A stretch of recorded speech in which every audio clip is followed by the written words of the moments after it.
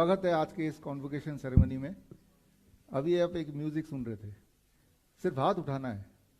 आप में से कोई इस म्यूजिक का कौन सी फिल्म का है वो बता सकता है?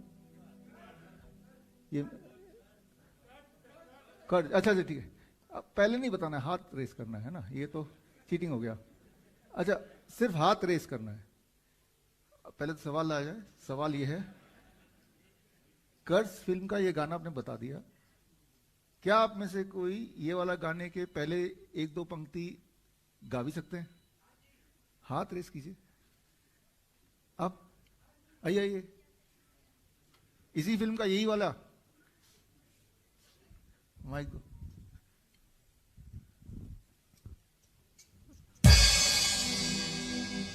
अरे आपने तो बुक भी रिलीज हो गया है ना? चलिए, ये गाना है, बहुत पॉपुलर गाना है। एक हसीना थी एक दीवाना था, गाना क्या गा के उम्र सुनाना। थी क्या समय था क्या जब। सही है, फर्स्ट क्लास। गा के सुनाना है ना? गा के गाना मुझे आता नहीं है। एक हसीना थी एक दीवाना था, क्या उम्र थी क्या समा था क्या जमाना था। एक हसीना थी।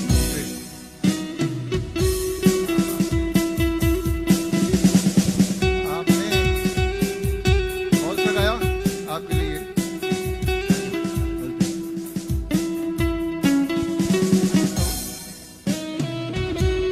ये जिन्होंने ये मूवी देखी उनको ये पता है कि एक ऐसी हसीना की कहानी थी जो हसीना दिखने में तो बड़ी अट्रैक्टिव लगती थी और ऐसा लगता था कि ये अगर मिल जाए तो हमारी लाइफ बन जाए, ये हमारी लाइफ है, ये हमारी जिंदगी है।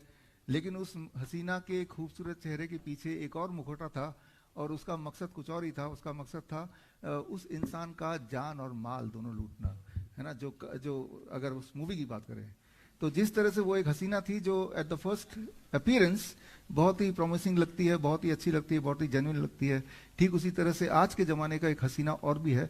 उसको मैं दिखाता हूँ। पहली नज़र में लगता है कि बड़ा ही प्रॉमिसिंग है, बड़ा ही इससे लाइफ सेविंग है। और मैं बात कर रहा हूँ यहाँ पे स्टेंट की।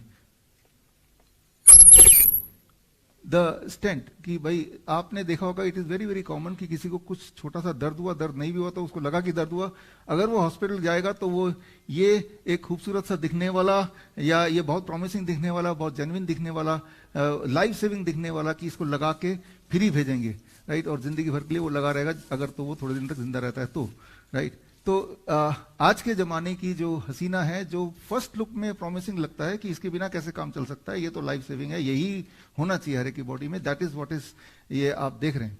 जबकि असलियत ये है कि अगर ये लगाते हैं, स्टेंट लगा देते हैं, तो उस इंसान की आयु, अगर वो बचने वाला होगा भी तो चांसेस है कि that he will die either on the table, if not on the table within 1 year, and within his chances of death will be as much as 50% more than otherwise.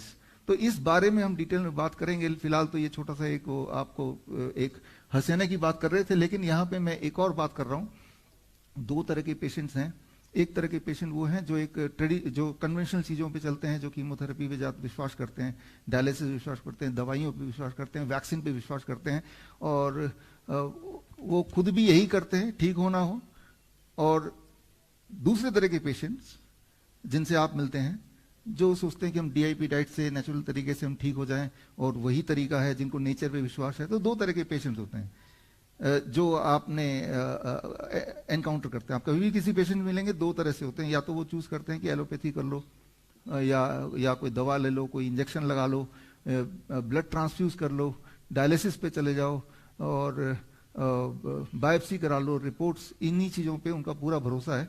और ऐसे patients जिनको allopathy पर पूरा भरोसा है, जब वो खुद करते हैं, तो जब वो किसी ऐसे पेशेंट को देखते हैं जो डीआईपी डाइट पे भरोसा करते हैं या फिर नेचुरल थेरेपी पे भरोसा करते हैं, नेचुरल वे ऑफ लाइफस्टाइल पे भरोसा करते हैं, फिर पहले वाले पेशेंट दूसरे वाले पेशेंट को भी अपनी तरफ बनाने के लिए लग जाते हैं, उनके पीछे पड़ जाते हैं। फिर उनका जो डायलॉग होता है एलोपैथी पेशेंट का, वो डायलॉग कुछ इस प्रकार होता है। तुम्हें याद है तुम जिस रास्ते पे चल रहे हो उसका अंजाम क्या हो सकता है? अब हमारे पेशेंट का डायलॉग क्या होना चाहिए, ये बड़ा महत्वपूर्ण है। ये वाला डायलॉग मुझे लगता है सूट करेगा।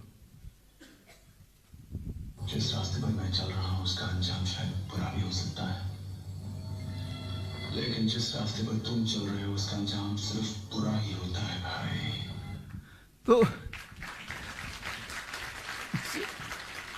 एलोपैथी में एविडेंस बेस अगर बात करें तो ये मैंने यहाँ पे पोस्टर लगाया है, name a drug which can cure any disease even little bit, I will give you 1 lakh rupees. ये मैंने शर्त कुछ समय पहले लगाई थी, आपने वीडियो देखा होगा, कुछ साल पहले भी इसको रिलीज किया था। जब भी मैं किसी मेडिकल कॉन्फ्रेंस जाता हूँ, चाहे भारत का हो या बाहर का हो, किसी भी देश का हो, तो मैं एक ही सवाल पूछता हूँ, कोई भी एक दवाई का नाम बता दो जिससे कोई भी एक बीमारी, पूरी तो छोड़ ही दीजिए, थोड़ा बहुत ठीक होती हो, थोड़ी बहुत, अगर एविडेंस उसका कोई दे सकते हैं, कोई रैंडमाइज कंट्रोल ट्रायल दे सकते हैं। रैंडमाइज कंट्रोल ट्रायल का ये मतलब होगा कि दोनों लोग, मान लो यहाँ पे तो 400 लोग हैं और 400 पे 400 एक ही तरह से प्रॉब्लम है सबको, और एक ग्रुप को दवाई दी और एक ग्रुप को नहीं दी, और अब क्या जिसको दवाई दी वो ज्यादा इंप्रूव कर गया इन कंपैरिजन टू जिसने कुछ भी नहीं किया, कोई डाइट भी नहीं किया, कुछ भी नहीं किया। ऐसा एक ट्रायल दिखा दो, ऐसी एक दवाई दिखा दो। तो ये 1 लाख रुपए का जो हमारा चैलेंज है, ये काफी समय से चल रहा है, अभी भी यहाँ पे लगा हुआ है। आप देखेंगे ऐसी कोई भी दवाई नहीं मिलेगी आपको। वेलकम सर आचार्य जी, तालियां आचार्य जी के लिए। तो एलोपैथी में there is not a single medicine, जिसमें एलोपैथी को एविडेंस बेस्ड बोलते हैं। तो एविडेंस वाइज ये प्रूव हो जाए कि इस दवाई के लेने से कोई भी एक बीमारी थोड़ी बहुत 1% फ्रैक्शन % ठीक हो सकती है in comparison to doing nothing. ऐसा होता ही नहीं, ऐसा है ही नहीं। और अगर ऐसा है तो भाई वो ट्रायल दिखा दो, वो इंसान को दिखा दो। 1 लाख रुपए का तो मैंने इतना बड़ा पोस्टर लगाया हुआ है, ठीक है ना। हमने अभी मंगवाए हैं, बहुत लोगों ने अपने अपने कुछ ना कुछ ट्रायल डाले हैं, लेकिन कोई भी ट्रायल को, मैं उस ट्रायल को मानता हूं कि एक ग्रुप ने दवा ली और एक ग्रुप ने कुछ भी नहीं किया।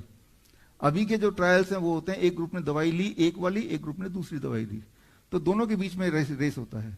अब 2 खच्चरों के बीच में रेस होगा तो उनमें से कोई एक तो जीतेगा ही, राइट। बात तो तब है ना कि भाई एक ने दवाई ली और एक ने दवाई नहीं ली। ये वाले ट्रायल पहले होते थे, लेकिन जब जब ये ट्रायल हुए, ACCORD trial, ADVANCE trial, VADT trial, UKPDS trial, लंबी लगातार है, तब तब एक बात बार बार पोल खुलती थी कि जिन्होंने कुछ भी नहीं किया उनकी मोर्टेलिटी रेट कम निकली, उनका लाइफ एक्सपेक्टेंसी बढ़िया निकला इन कंपैरिजन टू जिन्होंने वो वाली दवाई एक्सपेरिमेंटल ड्रग लिया।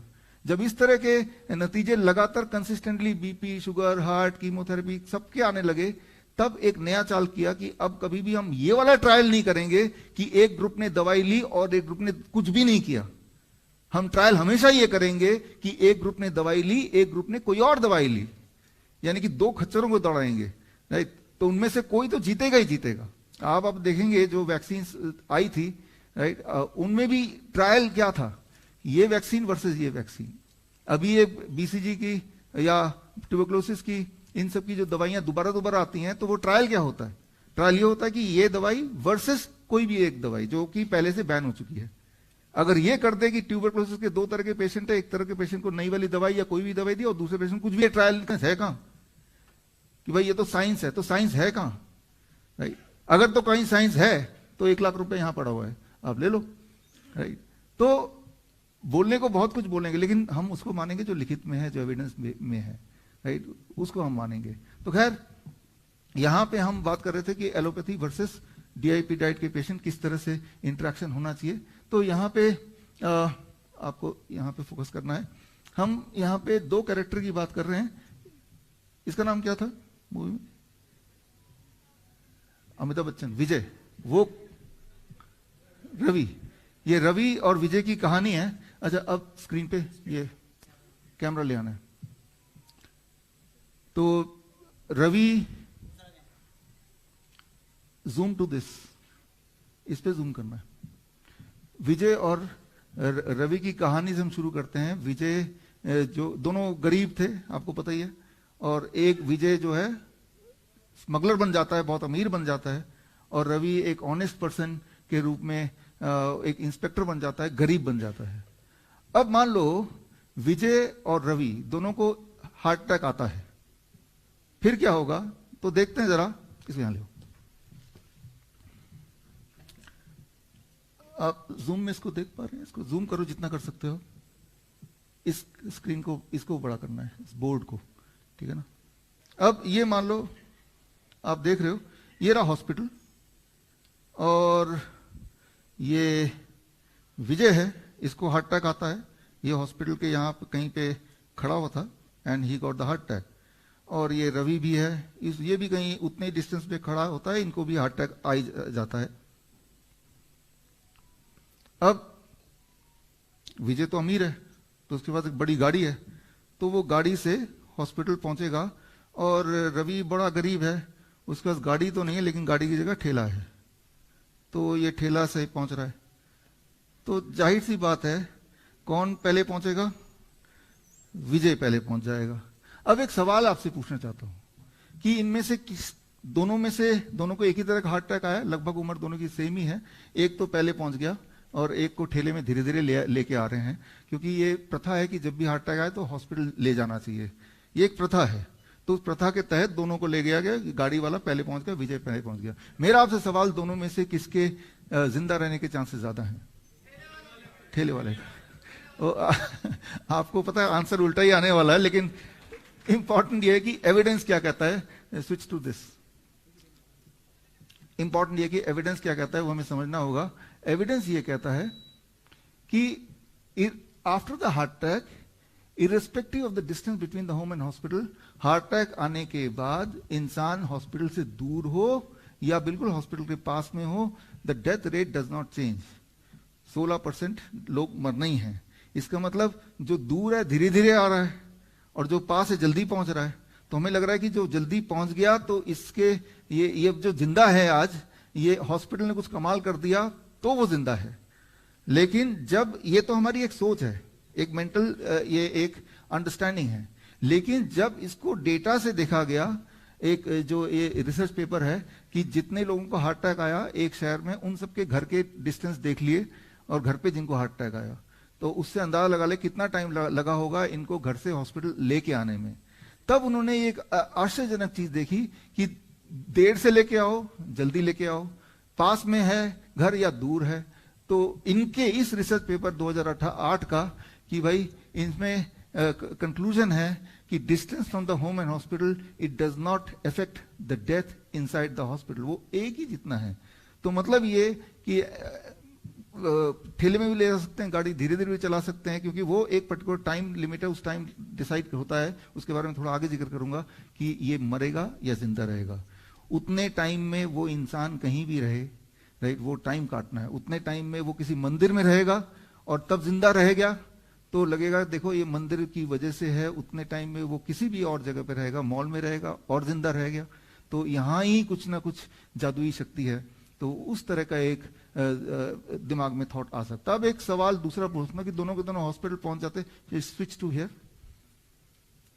दोनों के दोनों, ये थोड़ा क्विकली करना पड़ेगा आपको, दोनों के दोनों हॉस्पिटल पहुंच जाते हैं और लकीली दोनों के दोनों जिंदा बच जाते हैं। और लेकिन होता क्या है कि हॉस्पिटल की प्रथा है कि ये दोनों आएंगे तो इनको एंजियोप्लास्टी हो गई, वो एक हसीना थी, वो वाला स्टंट इनको लग गया, अब इन दोनों को घर भेज दिया गया।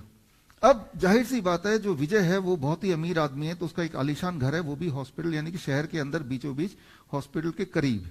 ये रहा उसका आलीशान घर आप देख रहे हैं। और रवि जो है जाहिर सी बात है गरीब है, उसका घर एक गांव में बहुत दूर कहीं जंगलों के पास में छोटा सा घर है।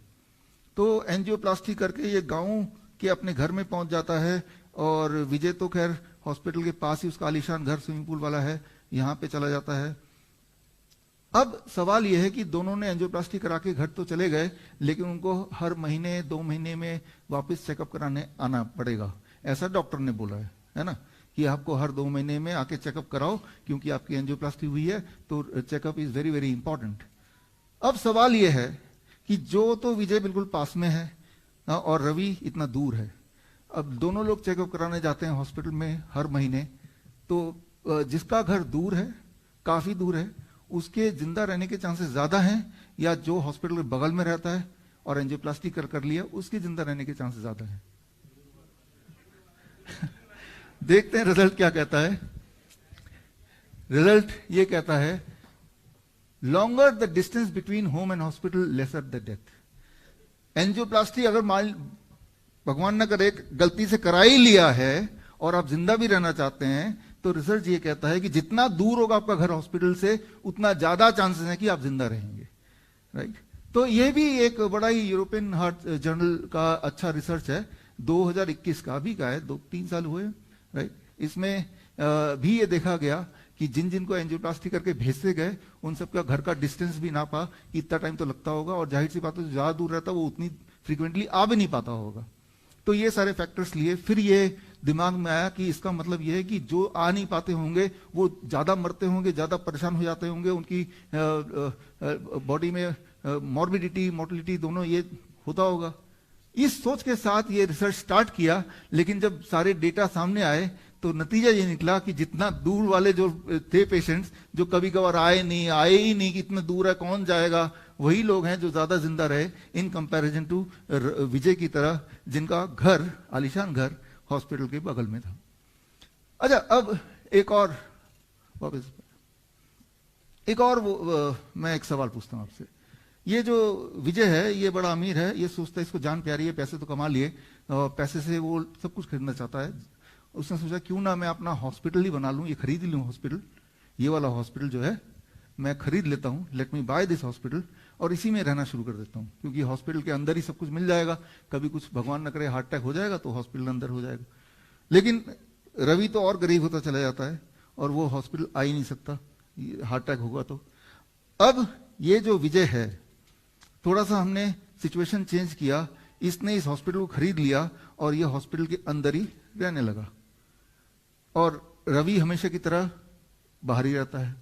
अब दोनों को एक ही साथ हार्ट अटैक आया, विजय हॉस्पिटल के अंदर हार्ट अटैक आया और रवि बाहर कहीं, उसको भी हार्ट अटैक उसी समय आया। किसके जिंदा रहने के चांसेस ज्यादा होंगे? फिर से रवि के। रिसर्च क्या कहता है उस पर देखते हैं जरा।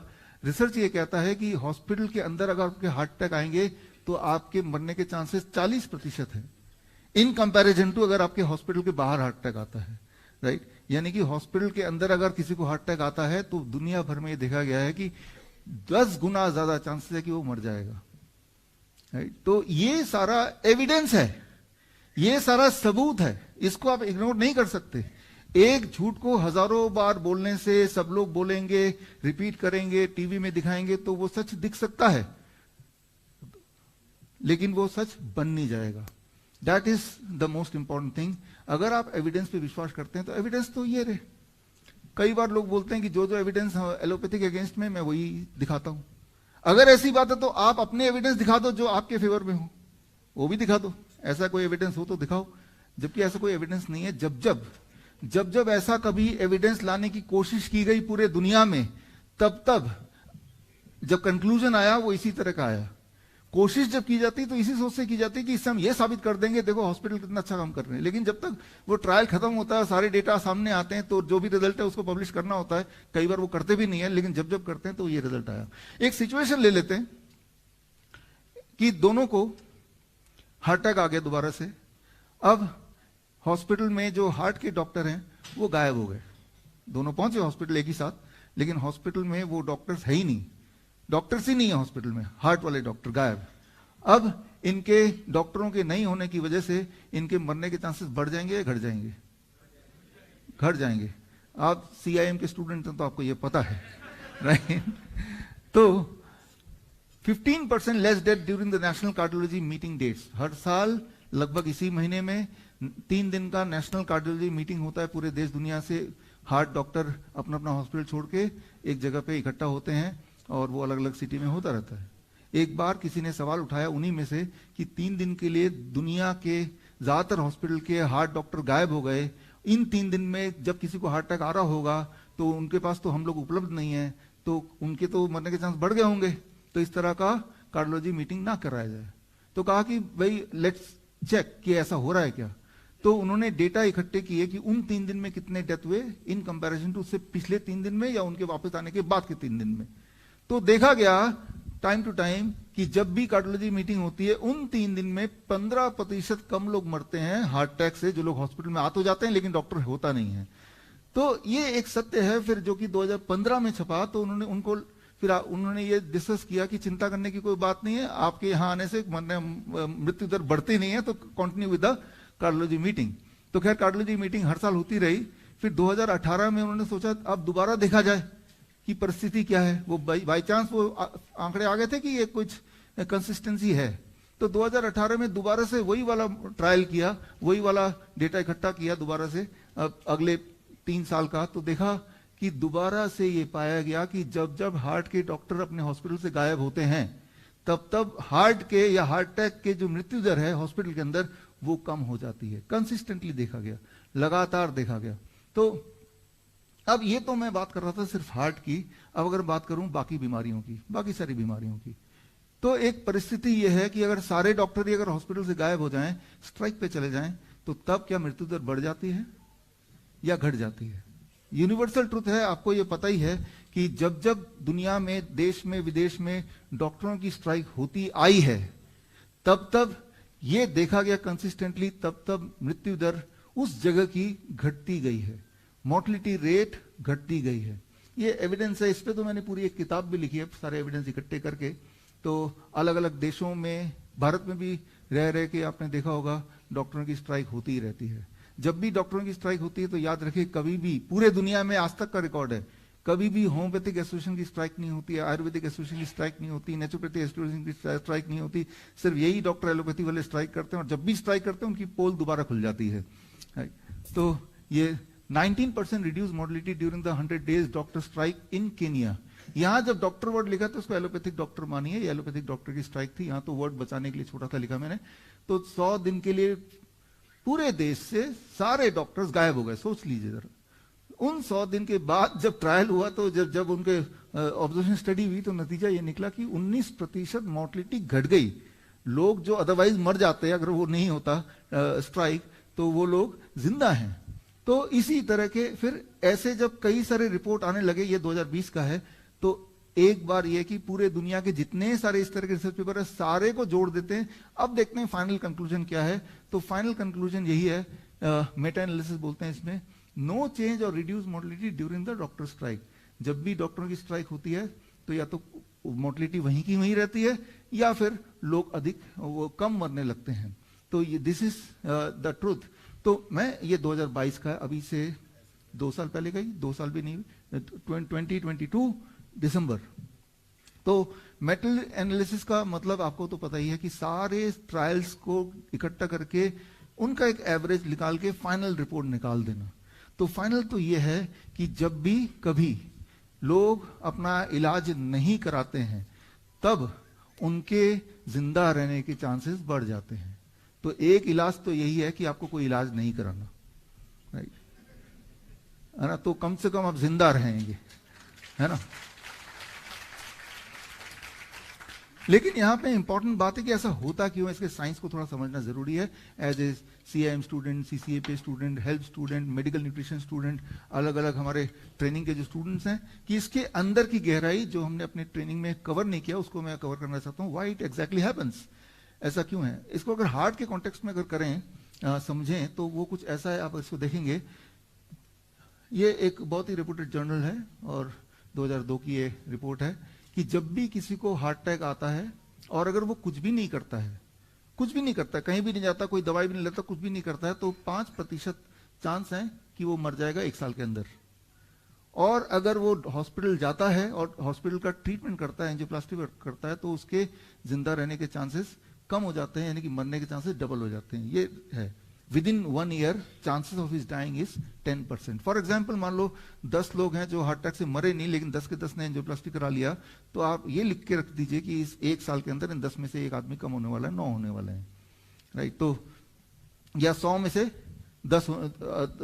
10 लोग मरने वाले हैं, और यहाँ पे 100 में से 5 लोग मरने वाले हैं। No treatment group, treatment group. और अगर इनमें से जो बच गए, दोबारा कहीं इनका हार्ट अटैक आ गया, सेकेंड हार्ट अटैक, तो जिन्होंने एंजियोप्लास्टी कराई थी उनमें डेथ के चांसेस लगभग 53% है, मतलब आधे से भी अधिक।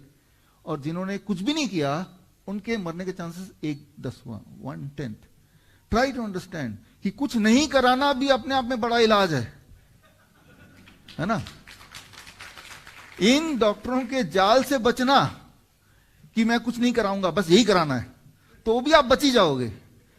और कहीं अगर उनके बहकावे में या फैमिली प्रेशर में आके आपने कर दिया, तो फिर मामला गड़बड़ हो जाएगा। अब सवाल यह कि ऐसा होता क्यों है? जब आप कुछ भी नहीं कराते हैं तो बॉडी, जो लोग 95% तो जिंदा है ना, 5% मरे, तो 95% जिंदा है तो बॉडी ने क्या किया, और 5% मरे तो क्यों मरे? कुछ भी नहीं कराने से ऐसा नहीं कि सबके सब जिंदा हैं, तब भी 5% तो लोग मरे ना एक साल के अंदर, हार्ट अटैक वाले। तो मरे तो क्यों मरे, और जिए तो क्यों जिए? तो इसको थोड़ा समझाने की कोशिश करता हूं। उसके लिए जेब में ही है ये, इसका हाथ रेस करना है, ठीक है ना? ऐसे आप बोलेंगे। एक उस दीवार मूवी में एक बिल्ला जो कुली पहनता है ना, मैंने ही पहन लिया। बिल्ले के नंबर क्या था? सभी ने बोल दिया। अब प्राइस किसी को भी नहीं मिल सकता, ठीक है ना? तो ये बिल्ला मैंने ही पहन लिया, ठीक है ना?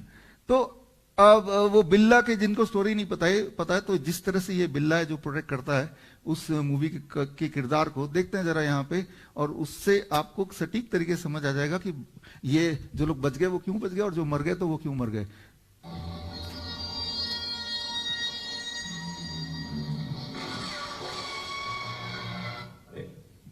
ये तुम्हारे कोर्ट की जेटी सुना कैसा? सामंत के आदमी ने मुझ पर गोली चलाई। क्या? ये लेकिन इत्तेफाक से मेरी जेब में मेरा बैच था, बिल्ला नंबर 786। तो ये जो आपने देखा, ये एक प्रोटेक्टिव मैकेनिज्म था विजय के लिए, जिसकी वजह से उसकी जान कई बार बची। जिन लोगों ने मूवी देखी अलग अलग तरह से, ये बिल्ला नंबर 786 उसकी जान बचाता रहता था। तो वो एक प्रोटेक्टिव की तरह है कि प्रोटेक्शन के लिए है। जब भी कभी हमला होगा तब ये किसी न किसी रूप में जान बचा लेगा। हमला होगा तो जान बचाएगा, अदरवाइज उसका कोई यूज नहीं है, ठीक है? जैसा यहाँ पे बताया गया था, राइट? कभी वो हाथ से गिर जाता है तो गोली निकल ऊपर से निकल जाती है तो बच जाता है, ठीक है ना? कभी उसके पॉकेट में रखा था तो गोली लग जाती, उसके बिल्ले के ऊपर लगती तो बच जाता है, इस तरह से। लेकिन आखिर में क्या विजय जिंदा था कि मर गया था? लास्ट में मर गया था। लेकिन तब ये दिखाया कि वो जो बिल्ला है वो भी काम नहीं आया, वो कहीं गिर गया और अल्टीमेटली आखिरी गोली उसको लग गई।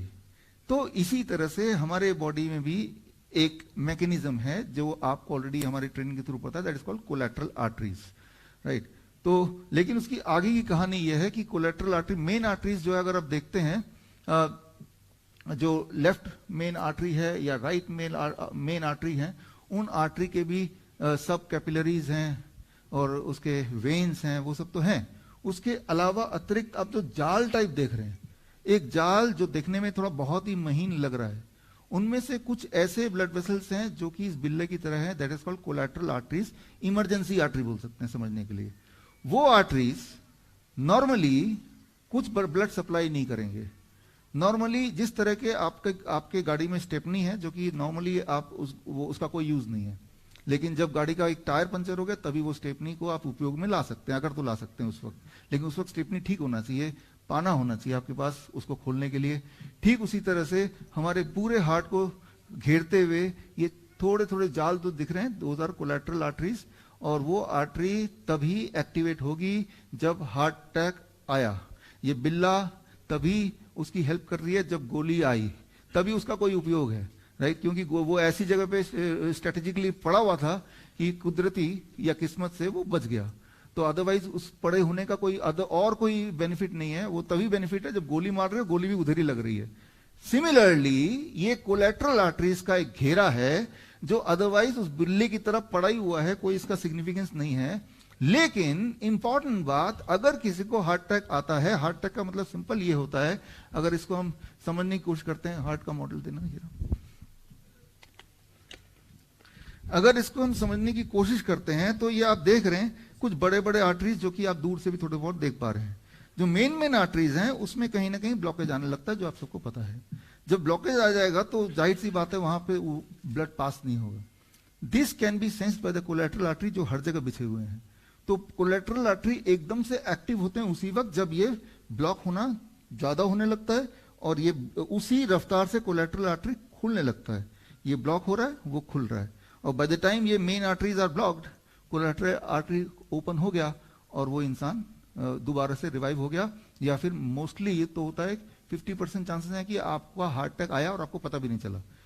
जितने भी दुनिया में हार्ट अटैक आते हैं 50% heart attack are called silent heart attack. Silent heart attack क्या का मतलब कि जब ये ब्लॉक हो रहा था, साथ ही साथ कोलैटरल आर्टरी अपना काम उसी स्पीड से कर रहा था, तो आपको परेशानी नहीं हुई, आपको हल्का फुल्का महसूस हुआ कि अरे थकावट लग रही है, अरे पसीना आ रहा है, हल्का फुल्का पेन हो रहा है, सांस नहीं ले पा रहे हैं, तो उसके कुछ समय बाद आपको लग रहा है सब ठीक ही हो गया, फिर आप अपने काम में मस्त हो गए। Silent heart attack. ईसीजी से वो बाद में डिटेक्ट होता है कुछ समय बाद कि उसके छोटे मोटे जो डेड सेल्स हैं उसके थ्रू क्या आइडिया लगता है कि भाई इस इंसान को पहले के भी हार्ट अटैक आया और बॉडी ने रिवाइव कर लिया, बट उस इंसान को भी नहीं पता चला, क्योंकि उसको पता नहीं चला तो हॉस्पिटल भी तो नहीं जाएगा ना वो, और वो सब बच ही जाते हैं, राइट। जो साइलेंट हार्ट अटैक होता है, साइलेंट हार्ट अटैक में बॉडी में वही मैकेनिज्म काम करता है, उसी तरह से क्षतिग्रस्त होता है जैसे कि पेनफुल हार्ट अटैक में या सिम्टोमेटिक हार्ट अटैक में। दोनों में फर्क नहीं है। ऐसा नहीं कि साइलेंट हार्ट अटैक कम डैमेजिंग है, वो भी उतनी ही डैमेजिंग होती है, वो भी वैसे ही होता है। द ओनली थिंग इज कि उसमें आपको पेन फील नहीं होता, डिस्कंफर्ट फील नहीं होता, या होता भी है तो उस डिस्कंफर्ट को आप यूं ही अरे कुछ खा लिया होगा, या जिनको दर्द सहने की थोड़ी आदत भी है, जो घबराते भी नहीं है, उस चीज को इग्नोर करके किसी काम में लग गए और बॉडी ने अपना काम कर दिया, तो यानी कि आपने नोटिस नहीं किया उस हार्ट अटैक को, that is a silent heart attack, ठीक है, और आप बच भी गए। अगर आपने नोटिस कर लिया होता अरे ये तो कहीं हार्ट अटैक ना हो, तो क्या होता, फिर इसका मतलब भागते फिर हॉस्पिटल, है ना, फिर तो वो प्रोसीजर शुरू होता है जिसके बारे में हमने बात की और बात करेंगे।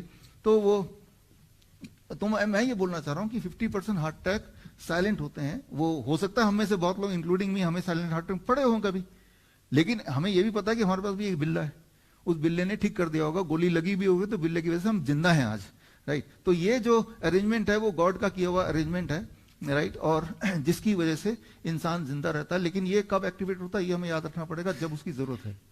आपके चारों टायर सही है, गाड़ी चला रहे हैं, तो स्टेपनी अपने आप उठ के जाके वहां फिट नहीं हो जाएगी, वो तब फिट होगी जब आपको स्टेपनी की जरूरत है।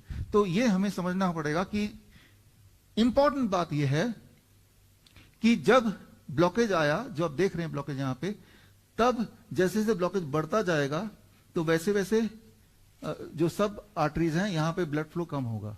जब ये ब्लड फ्लो कम होगा तो सिग्नल मिल जाएगा आसपास के रीजन में, यहां के रीजन में, कि भाई ब्लड फ्लो कम हो रहा है। तो फिर उस वक्त जो आसपास के छोटे छोटे ब्लड वेसल है, जो कि इतने छोटे कि आपको दिखाई भी नहीं देंगे, वो उसी स्पीड से एक्टिव हो रहे होंगे, मतलब उस वक्त वो पूरी तरह से एक्टिव है। और इस एक्टिव के बीच में अगर उसको आप डिस्टर्ब करेंगे कोलेटरल आर्टरी के एक्टिवनेस को, मान लीजिए कि एक स्टेपनी कोई लगा रहा है और तब उसको धक्का दे देते हैं, उसकी स्टेपनी छीन लेते हैं, तो नहीं लगा पाएगा, जाहिर सी बात है। उसको कॉन्सेंट्रेट करना है, नट बोल्ट निकालना है, ठीक से निकालना है, तो दैट इज द प्रोसीजर। उस वक्त उस इंसान की डेथ तभी होगी, चांसेस तभी हैं जब, तभी डेथ होगी, हार्ट अटैक में तभी डेथ होगा, इस बात को ध्यान से समझिए, जब वो कोलेटरल आर्टरी अपना काम, अपनी स्टेपनी को फिट करने की कोशिश कर रहा है और आपने किसी तरह से उसको डिस्टर्ब करने की कोशिश की, तंग करने की कोशिश की। तंग कैसे कर सकते हैं या कैसे करते हैं अनजाने में, उस पर मैं साइंटिफिकली आता हूं। उसके लिए आप इसको देखिए, ये बहुत ही इंपॉर्टेंट है। यहां पे देखिए मेन आर्टरी है, ऊपर से ब्लड आ रहा है और यहां पे ब्लड, एक ब्लॉकेज दिख रहा है बैगनी कलर का, दिख पा रहा है ना वहां से, तो उस ब्लॉकेज की वजह से ब्लड सप्लाई उस वाले ब्लड वेसल में कम हो जाएगी, और यानी कि ये जो ब्लड वेसल यहां पे ब्लड कम होगी। जब यहां पे ब्लड वेसल कम होगा तो ये जो हॉरिजॉन्टल लाइन आप देख रहे हैं ये है कोलेटरल आर्टरी। तो जितना वहां से कम हो रहा है main because of the blockage, collateral artery exactly उतना ही ब्लड अपनी तरफ से भेज दे रहा है, समझिए इस बात को। तो टोटल ब्लड यहां पे, जहां पे ब्लड की कमी की वजह से सेल्स मरने वाले थे या मर रहे थे, कुछ देर के अंदर वहां पे टोटल अमाउंट ऑफ ब्लड, जैसे इसमें लिखा है, अगर मैं पढ़ूं 100 ml पर minute, that is the total supply of blood needed to one region, for example, right. तो टोटल 100 ml पर मिनट ब्लड अगर किसी सेल को नहीं पहुंच रहा है तो वो मरना शुरू कर देगी, और जब वो मरना शुरू कर देगी तो उसी रफ्तार से कोलेटरल आर्टरी, जो मान लो उसको 50 पड़ रहा है तो बाकी 50 कौन पूरा करेगा, कोलेटरल आर्टरी। ये कैसे होगा, यही मैकेनिज्म है, that is a natural mechanism. लेकिन अब मुझे लगता है इस लेक्चर का, हमारे आज की ट्रेनिंग का सबसे मुख्य पार्ट अगले 1 मिनट में।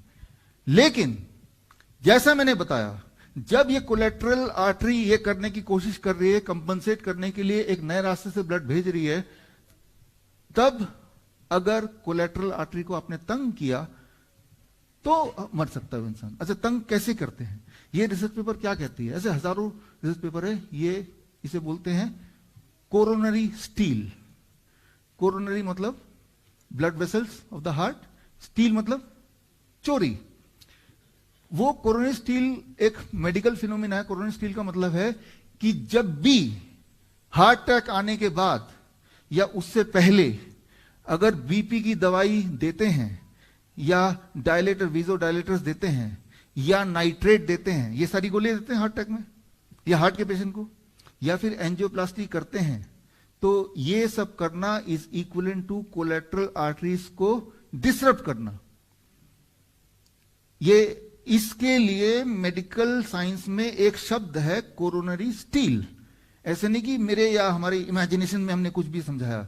कोरोनरी स्टील का ये मतलब होता है कि जब भी हर बार हार्ट अटैक के वाला पेशेंट जो है, मान लो जैसे मैं किसी दवाई पे नहीं हूं और मेरा हार्ट अटैक आ जाएगा, तो मेरा कंपनसेटरी मैकेनिज्म शुड वर्क, लेकिन मैं रोज वेजो डायलेटर ले रहा हूं या बीपी की गोली ले रहा हूं, अब मेरा हार्ट अटैक आ जाएगा, तो वो जो ब्लड में बीपी की गोली पड़ी हुई है वो डिसरप्ट करेगा, वो रोकेगा इस कोलेटरल आर्टरी को ब्लड भेजने में।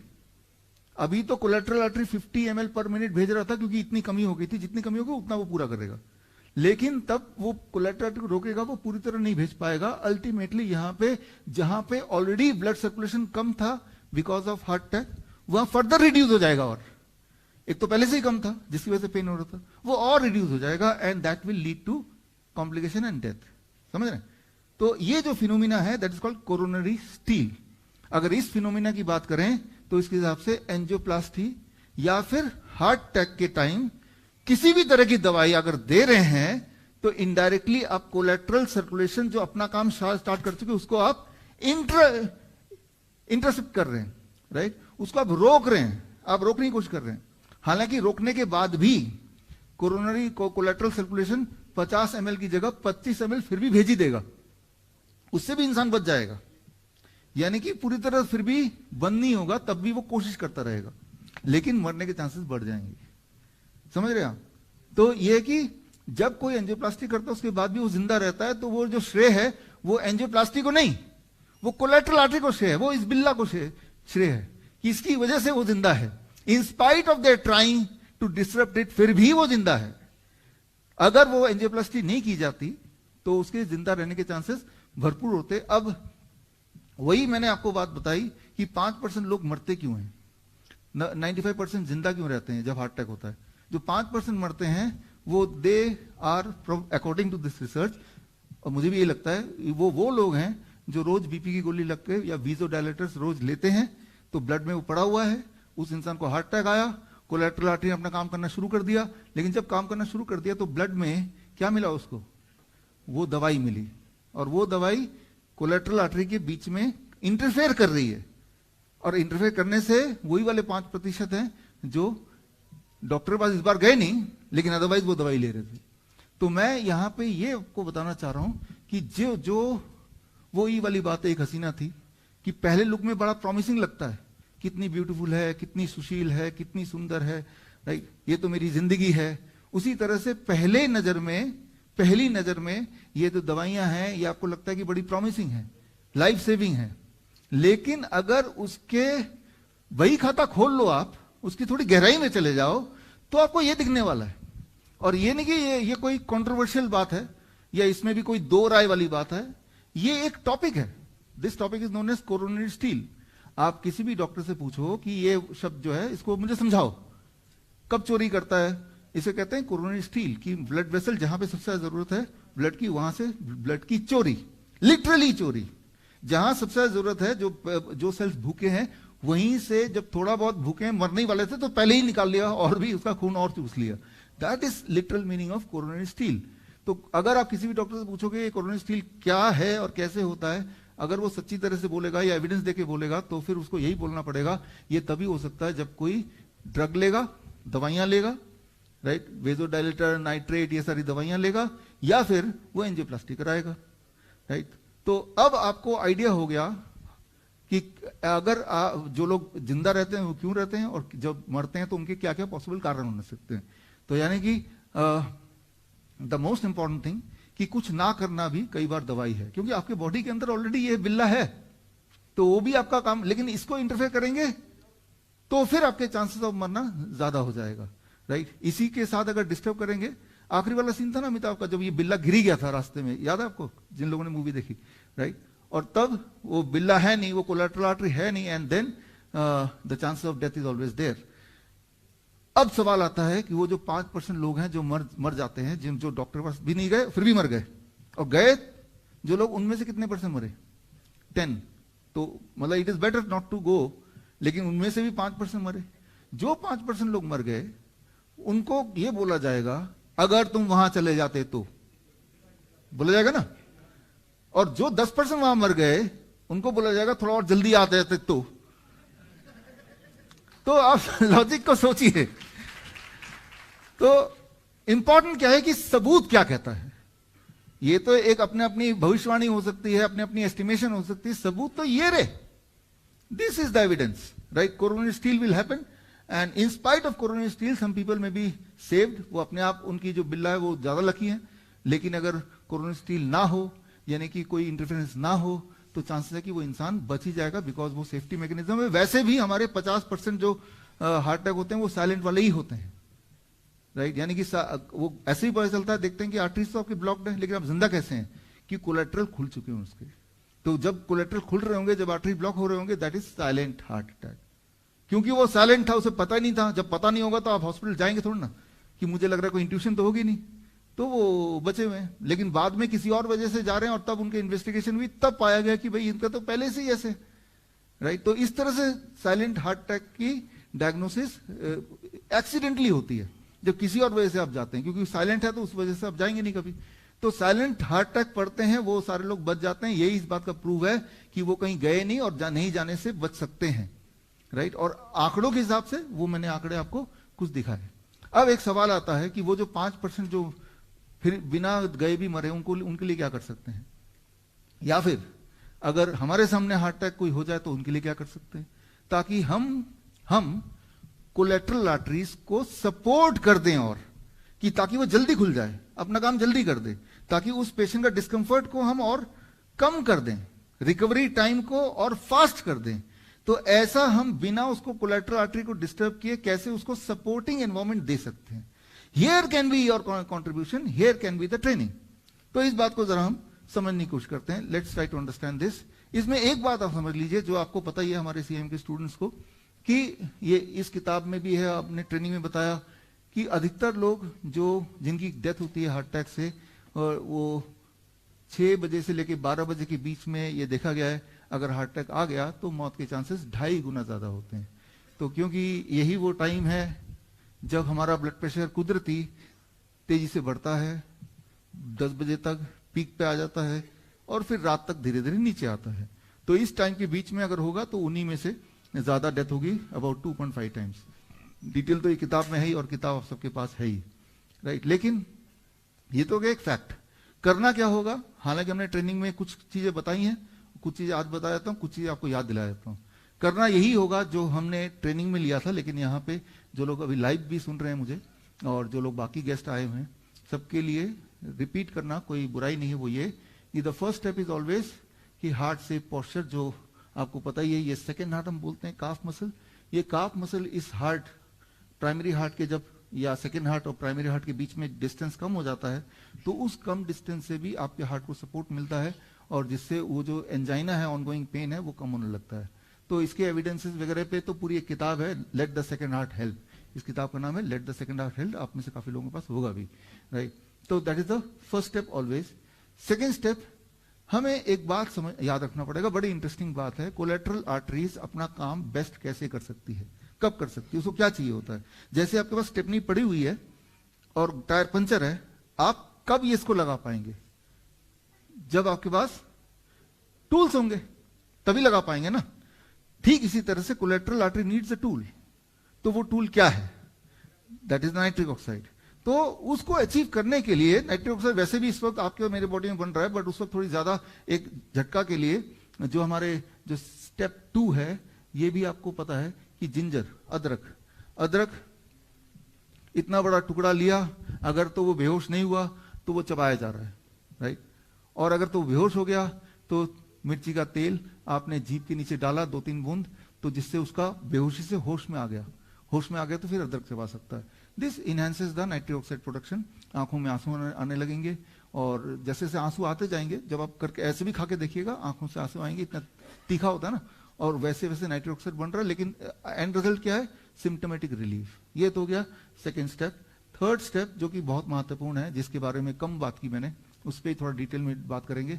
यूनिवर्सली दुनिया में बहुत सारे रिसर्च पेपर अब इस पे फोकस कर रहे हैं। ये देखा गया है कि जब आप एक चेयर लगा दो, ये है हॉट वाटर इमर्शन, जो कि नई बात नहीं है आपके लिए। ये तो ऐसे, अच्छा ये अच्छा, इस पे ये हॉट वाटर इमर्शन जो कि कोई नई बात नहीं है। जब ये 42 डिग्री सेल्सियस, हमारे हिम्स हॉस्पिटल में इसी तरह के होते हैं और ऑटोमेटिक है।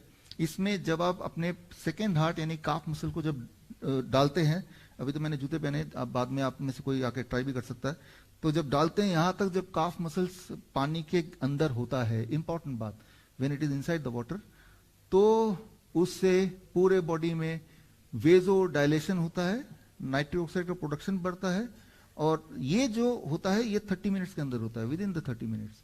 और अगर वापस कर लीजिए, इंपॉर्टेंट रिसर्च पेपर ये कहता है कि जब आप ऐसा करते हैं तो जो ऑनगोइंग हार्ट अटैक है, आप इसको पढ़ेंगे तो it causes protection in the microvascular dilator function.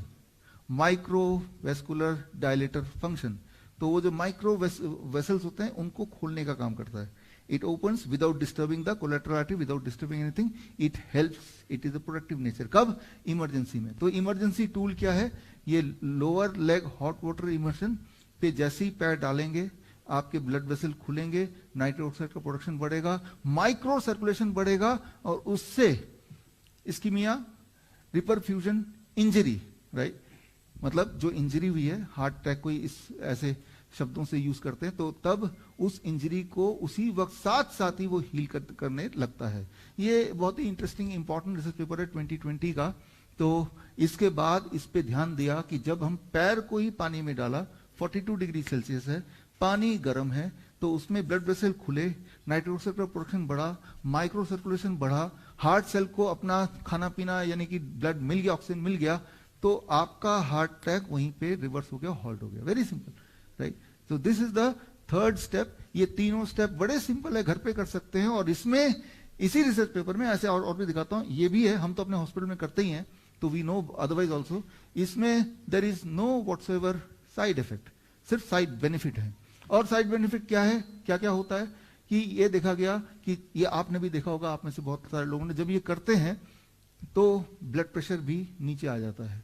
अभी एक आप में से पूछ रही थी कि ये तो हमारे हस्बैंड डीआईपी डाइट में है लेकिन उनका बीपी नीचे नहीं आ रहा। तो ऐसा जो केस आपको पेशेंट मिले तो उनको आपको रिकमेंड करना है DIP diet plus lower leg hot water immersion. ऐसे बाल्टी सभी के घर में, वो घर पे कर सकते हैं, राइट। तो बीपी, लेकिन ये तब तक करते रहना, कुछ दिन तक करते रहना पड़ेगा, कम से कम मान लो 1 महीने से 3 महीना।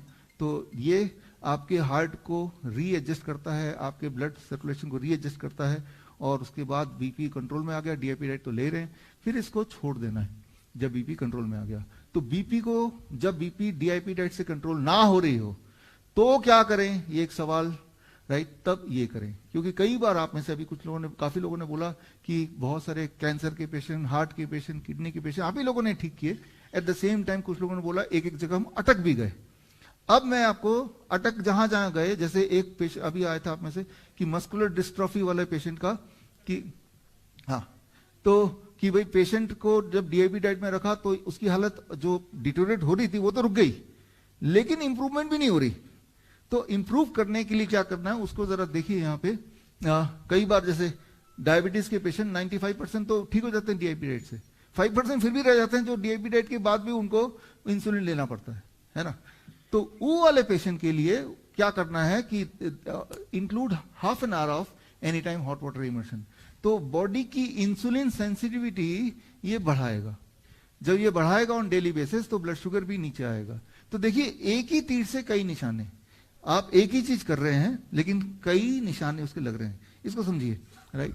तो इसके अलावा जैसे मैंने बताया कि ये कैसे कर पा रहा है कि इससे नाइट्रिक ऑक्साइड का प्रोडक्शन बढ़ जाता है। नाइट्रिक ऑक्साइड का प्रोडक्शन बढ़ने से जो इनर वेसल उसमें क्लींजिंग होती है, क्लीनिंग होती है, और क्लीनिंग अगर हो जाए तो ब्लड सर्कुलेशन ठीक से होने लगे तो ज्यादातर बीमारियां इसी से कनेक्टेड है, वो ठीक होने लगती हैं, राइट। हार्ट का कई लोग बोलते हैं इजेक्शन फ्रैक्शन हमारा घट गया है, राइट। कई लोगों को तो घटा नहीं होता, डॉक्टर समझा देते हैं कि घट गया है, और कई लोगों का सही में घट जाता है। हार्ट फेलियर के पेशेंट्स लगातार अगर 3 महीने हॉट वाटर इमर्शन रोज करते हैं आधे घंटे, तो हमने भी देखा है और स्टडीज में भी है, तो उनका जो इजेक्शन फ्रैक्शन है वो बढ़ने लगता है, यानी कि उनकी हार्ट की स्ट्रेंथ बढ़ने लगती है। तो ये आप देखिए कि एक ही चीज से किस तरह से वो कई चीज ठीक हो रही है, राइट। या फिर ओवरऑल हार्ट से जुड़ी हुई कोई भी बीमारी हो, या इवन पेरिफेरल आर्टरी डिजीज, जैसे किसी को गैंग्रीन होने लगता है या ब्लॉकेजेस पैर में होने लगते हैं, तो तब भी यही इट वर्क्स। और यहाँ पे तो 12 हफ्ते का रैंडमाइज कंट्रोल ट्रायल जो मैं आपको दिखा रहा हूं, यानी कि ये वाला ट्रायल वो है कि एक ग्रुप ने कुछ भी नहीं किया और एक ग्रुप ने ये किया, तो ये असली ट्रायल है। तो यहाँ पे जिन ग्रुप ने ये किया वो ग्रुप जीत गई, वो लोग ठीक होने लगे, कई लोग पूरी तरह ठीक हो गए। यानी कि पेरिफेरल आर्टरी डिजीज में every day for 30 minutes, may be for 12 weeks, that is approximately 3 months, 3 महीने में हमारा ब्लड पूरा नया हो जाता है।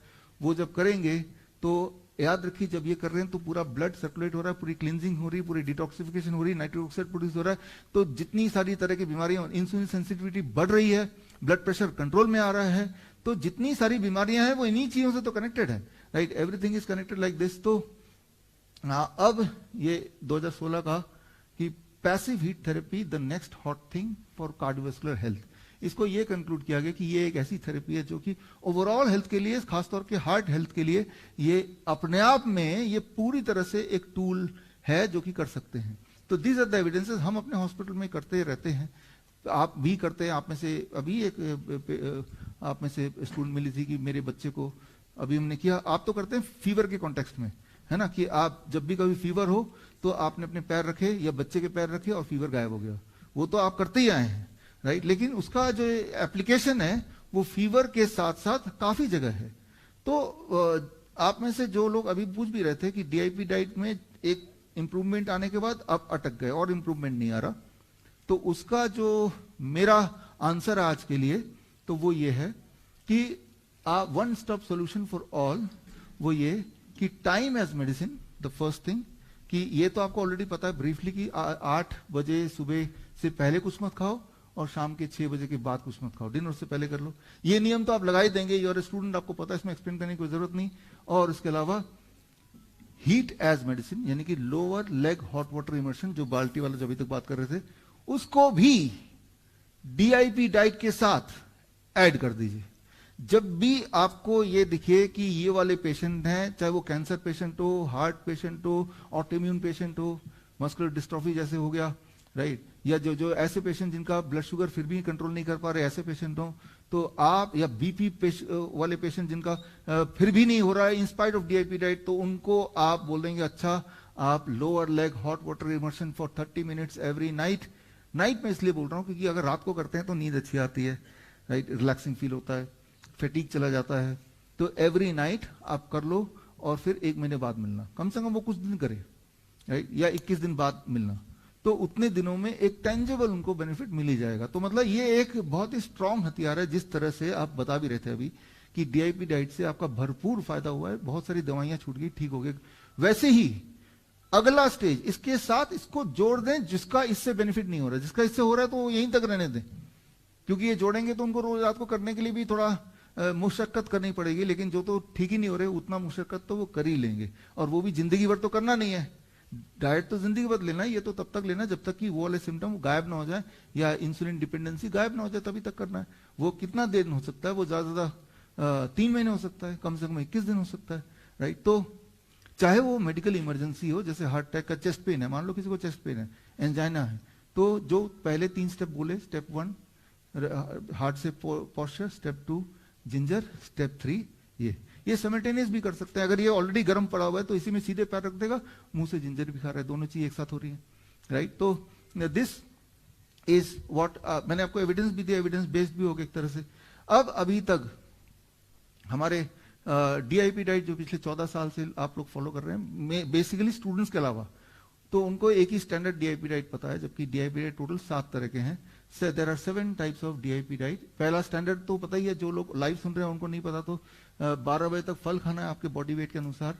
लंच और डिनर में पहले आपको सलाद खाना है बॉडी वेट के अनुसार, दैट इज द फॉर्मूला। और dairy product, animal food, pack food नहीं लेना होता है। आप धूप में थोड़ी बहुत देर बैठना होता है। दीज आर थिंग्स जो कि डीआईपी डाइट आप करते आए हैं, इसी से फायदा हो रहा है और तभी जाके हम लोग सब जुड़े हैं भी एक दूसरे के साथ। लेकिन हमारे हिम्स हॉस्पिटल में आएंगे तो total 7 kind of DIP diet है। अलग अलग बीमारी के लिए हम अलग अलग तरह से डीआईपी डाइट को मोल्ड करते हैं उस पेशेंट की रिक्वायरमेंट के हिसाब से। तो हालांकि आप में से कई लोग ट्रेंड है इस चीज में, सीआईएम के स्टूडेंट्स, लेकिन एक बार और इसको ठीक से समझा देता हूँ। फिजिकली हम सामने सामने है तो इस चीज को समझना जरूरी है कि कैंसर के लिए क्या करना है, आपको यहाँ फोकस करना। हार्ट डिजीज के लिए क्या करना है, ये इसको यहीं रख दो, हाँ इसको ना यहाँ कीप इट हियर, ठीक है। तो अलग अलग बीमारी के लिए किस तरह से मैं कैसे करता हूं, मेरे पास जब पेशेंट आता है, किसी भी तरह का पेशेंट आता है, तो मैं कैसे चुनाव करता हूं कौन सा डीआईपी डाइट देना है कौन सा नहीं देना है। तो एक बार वापस करना इस पे, वापस इस पे कर दो। तो 7 टाइप क्या है, पहले तो उसको एक बार देख लेते हैं। पहला टाइप तो स्टैंडर्ड डीआईपी डाइट हो गया। Second type is circadian DIP diet. Circadian DIP diet क्या होता है, DIP diet minus plate 2 in dinner, यानी कि डिनर का जो प्लेट 2 है उसको गायब कर दिया, कुक्ड फूड गायब कर दिया, तो ये circadian DIP diet. Cooked food क्यों गायब किया, इसका नाम सर्केडियन क्यों है, बड़ा सिंपल है कि शाम वाला जो मील है that should be the lightest one. तो lightest one according to the circadian, क्योंकि तब अपना pancreas they are almost tired, तो लाइटेस्ट मील अगर शाम वाला रहता है तो आप सर्केडियन बॉडी क्लॉक के हिसाब से खाना खा रहे हैं। और दूसरा है zero grain DIP diet. Zero grain DIP diet में अन्न बंद हो गया, अन्न की जगह रोटी अगर खाना है तो जीरो ग्रेन की, जीरो ग्रेन आटा बनाना सिखाते हैं अपने हॉस्पिटल में। आप में से कुछ लोगों ने सीखा होगा, जिनको नहीं पता तो हम व्हाट्सएप से भेज देंगे। यानी कि उनका अन्न बंद कर दो, खास तौर पे जो ऑटोइम्यून के पेशेंट्स हैं उनका अन्न बंद करना जरूरी है। लेकिन अन्न बंद कर देंगे तो उनकी रोटी बंद हो जाएगी, रोटी बंद हो जाएगी तो वेट कम हो जाएगा, वेट कम हो जाएगा फिर वो चिल्लाएगा मेरा वेट कम हो गया। उससे बचने के लिए रोटी हम दे रहे हैं लेकिन अनाज नहीं दे रहे हैं। जीरो ग्रेन, उसमें बादाम हो सकता है, दालें हो सकती है, कोकोनट पाउडर हो सकता है, चिया सीड हो सकता है, इन सबको जब मिक्स करते हैं पाउडर बना देते हैं, फिर उसकी रोटी बना देते हैं। वो वीडियो आपको भेज देंगे। वैसे तो सब आप स्टूडेंट्स हैं तो आपने पढ़ाई होगा अपने ट्रेनिंग में, लेकिन जिनको याद नहीं आ रहा या जिनके सिलेबस में नहीं है वो भेज देंगे। चौथे तरह का डीआईपी डाइट है नाइट्रिक ऑक्साइड डीआईपी डाइट। ये बड़ा इंपॉर्टेंट है। जैसे नाइट्रिक ऑक्साइड का इंपॉर्टेंस अभी हमने बात कर लिया, कौन सा फूड है जो नाइट्रिक ऑक्साइड सबसे ज्यादा बनाता है, वो है लीव्स, ग्रीन लीव्स। हरे पत्ते दुनिया में सबसे ज्यादा नाइट्रिक ऑक्साइड बनाते हैं। तो दुनिया का सबसे powerful medicine as a food अगर आप जानना चाहते हैं तो वो है पत्ते। आप देखेंगे सारे के सारे एनिमल, कुछ और खाए ना खाए, जो प्लांट ईटर हैं वो पत्ते खाते रहते हैं दिन भर। और इंसान एक ऐसा जानवर है जो पत्ते ही नहीं खाता है ना। आप दूर से देखेंगे दुनिया को तो पूरा जो ढका हुआ है वो पत्तों से ढका हुआ है। इवन शेर भी जब बीमार पड़ता है तो वो पत्ते चबाते हुए पाया जाता है। इवन आपके घर में घरेलू कुत्ते या बिल्ली होंगे तो अगर जब वो बीमार पड़ते होंगे तो आप गौर से देखेंगे उनका बिहेवियर कि वो पत्ते खा रहे हैं, घास खा रहे हैं, उसको चबा रहे हैं, राइट। तो जो सबसे ज्यादा नाइट्रिक ऑक्साइड बॉडी में अगर कोई चीज प्रोड्यूस करता है that is the green leaves. कोई भी पत्ते हो, पालक के पत्ते, तुलसी के पत्ते, पुदीना के पत्ते, पान के पत्ते, what ever leaves you think is good for, मतलब यू कैन एटलीस्ट च्यू, वो लेना। तो हम क्या करते हैं, जो नाइट्रिक ऑक्साइड डीआईपी डाइट में मान लो किसी की insulin dependent diabetes type 1 children है तो उनको हम और हम उनका इंसुलिन छुड़ा नहीं पा रहे हैं, फिर हम DIP diet plus green leaves 30 grams. 30 grams मतलब जितना वेट है उसका बॉडी वेट उतने ग्राम हो गया, right. For the whole day हो सकता है वो, जैसे मेरा बॉडी वेट 70 kg, 70 ग्राम, चलो आधा मैंने लंच में खा लिया, कुछ डिनर में खा लिया, राइट, या कुछ उसमें से ब्रेकफास्ट में खा लिया, इस तरह से डिवाइड कर लिया। यानी कि before every meal I am having green leaves to trigger my nitric oxide. Nitric oxide से इंसुलिन सेंसिटिविटी बढ़ेगी, उससे मेरी ब्लड शुगर की दवाई की रिक्वायरमेंट घटेगी। तो नाइट्रिक ऑक्साइड बढ़ने के कई सारे साइमल्टेनियस इंपैक्ट है, मैं एक एग्जांपल दे रहा हूं। पांचवा है soft DIP diet. Soft DIP diet में ये होता है कि जो पेशेंट्स में माउथ कैंसर है, इसोफेगस कैंसर है, या जो चबा नहीं सकते हैं, या यहाँ फोड़े हैं, यहाँ पे अल्सर है, यहाँ पे कैंसर है, कोई भी नाम दे दो इसका, तो एज ए रिजल्ट, या दांत है ही नहीं ऐसे पेशेंट भी, तो वो चबा नहीं सकते। जब चबा नहीं सकते तो उनको हम बोलते हैं कि soft DIP diet. Soft DIP diet is very simple. Fruit को सॉलिड की जगह उसकी स्मूदी बना लो तो वो सॉफ्ट हो गया। वेजिटेबल्स को प्लेट 1 में उसकी भी स्मूदी बना लो तो वो सॉफ्ट हो गया, राइट। और इसमें माइनस प्लेट 2, कुक्ड फूड को माइनस कर देते हैं। ये वेरी वेरी इंपॉर्टेंट। अगर इसोफेगस में, मुंह में कोई कैंसर है तो जब तक वो कुक्ड फूड थोड़ा भी लेगा तब तक ठीक नहीं हो सकता। अगर मुंह से लेके एनस तक अगर कहीं अल्सर है, कहीं कैंसर है, जब तक वो कुक्ड फूड का पोर्शन जाएगा उसका, चाहे थोड़ा सा ही जाए, वो ठीक नहीं हो सकता। तो उसको स्ट्रिक्टली हमें बोलना पड़ता है कि भाई आपको प्लेट 2 छोड़ना ही पड़ेगा, कुछ दिनों के लिए छोड़ना पड़ेगा जब तक आप ठीक नहीं हो जाए। ठीक होने का मतलब जब आपके सारे सिम्टम न चले जाएं। Soft DIP diet.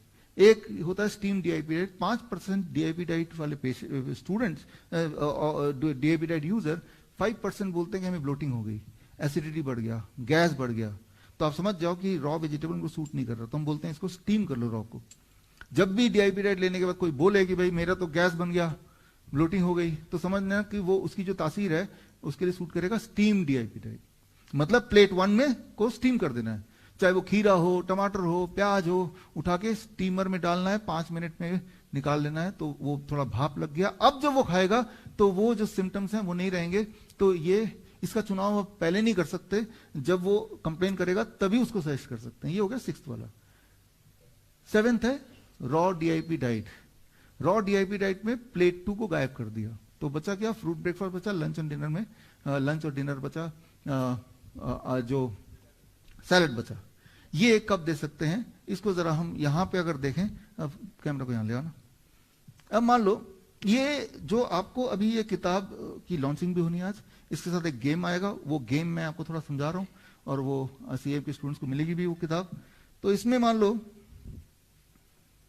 Infectious disease का, इसको और क्लोज करो जितना क्लोज कर सकते हैं, सिर्फ इसको दिखाओ बोर्ड पे, है ना। तो इन्फेक्शियस डिजीज का पेशेंट, ये बड़ा इंपॉर्टेंट है। इन्फेक्शियस डिजीज का पेशेंट आया, मान लो वो ट्यूबरक्लोसिस का पेशेंट है, let's say the patient is tuberculosis patient, malaria patient, dengue patient, right, या जिनको कोरोना बोलते हैं वो कोरोना पेशेंट, कोई भी नाम ले लो। इन्फेक्शियस मतलब कि इन्फेक्शन हो गया है, कोई ना कोई वायरस बैक्टीरिया अटैक हो गया, सडनली कुछ हो गया। सडनली जो चीज होती है वो इन्फेक्शियस डिजीज की कैटेगरी में ला सकते हैं। क्रॉनिक मतलब कि over a period of long month तब हो रहा है, राइट। तो इस केस में मान लेते हैं ट्यूबरक्लोसिस। तो ऐसे पेशेंट जिनको इन्फेक्शियस डिजीज हो गया किसी भी तरह का, सडनली हो गया, सडनली, राइट, तो वो इन्फेक्शन की वजह से ही होगा, ऐसा मान सकते हैं। तो ऐसे पेशेंट को उठा के आप देख रहे हैं यहाँ पे 7 तरह के डाइट हैं, राइट, स्टार्टिंग विद ये बीच में DIP diet, circadian diet, number 2 zero grain diet, nitric oxide diet, soft DIP diet, steam DIP diet and raw DIP diet. 7 तरह के डीआईपी डाइट जो मैंने समझाए, बीच में स्टैंडर्ड वाला है, बाकी 6 है, ये मैंने अभी ऑलरेडी समझाया।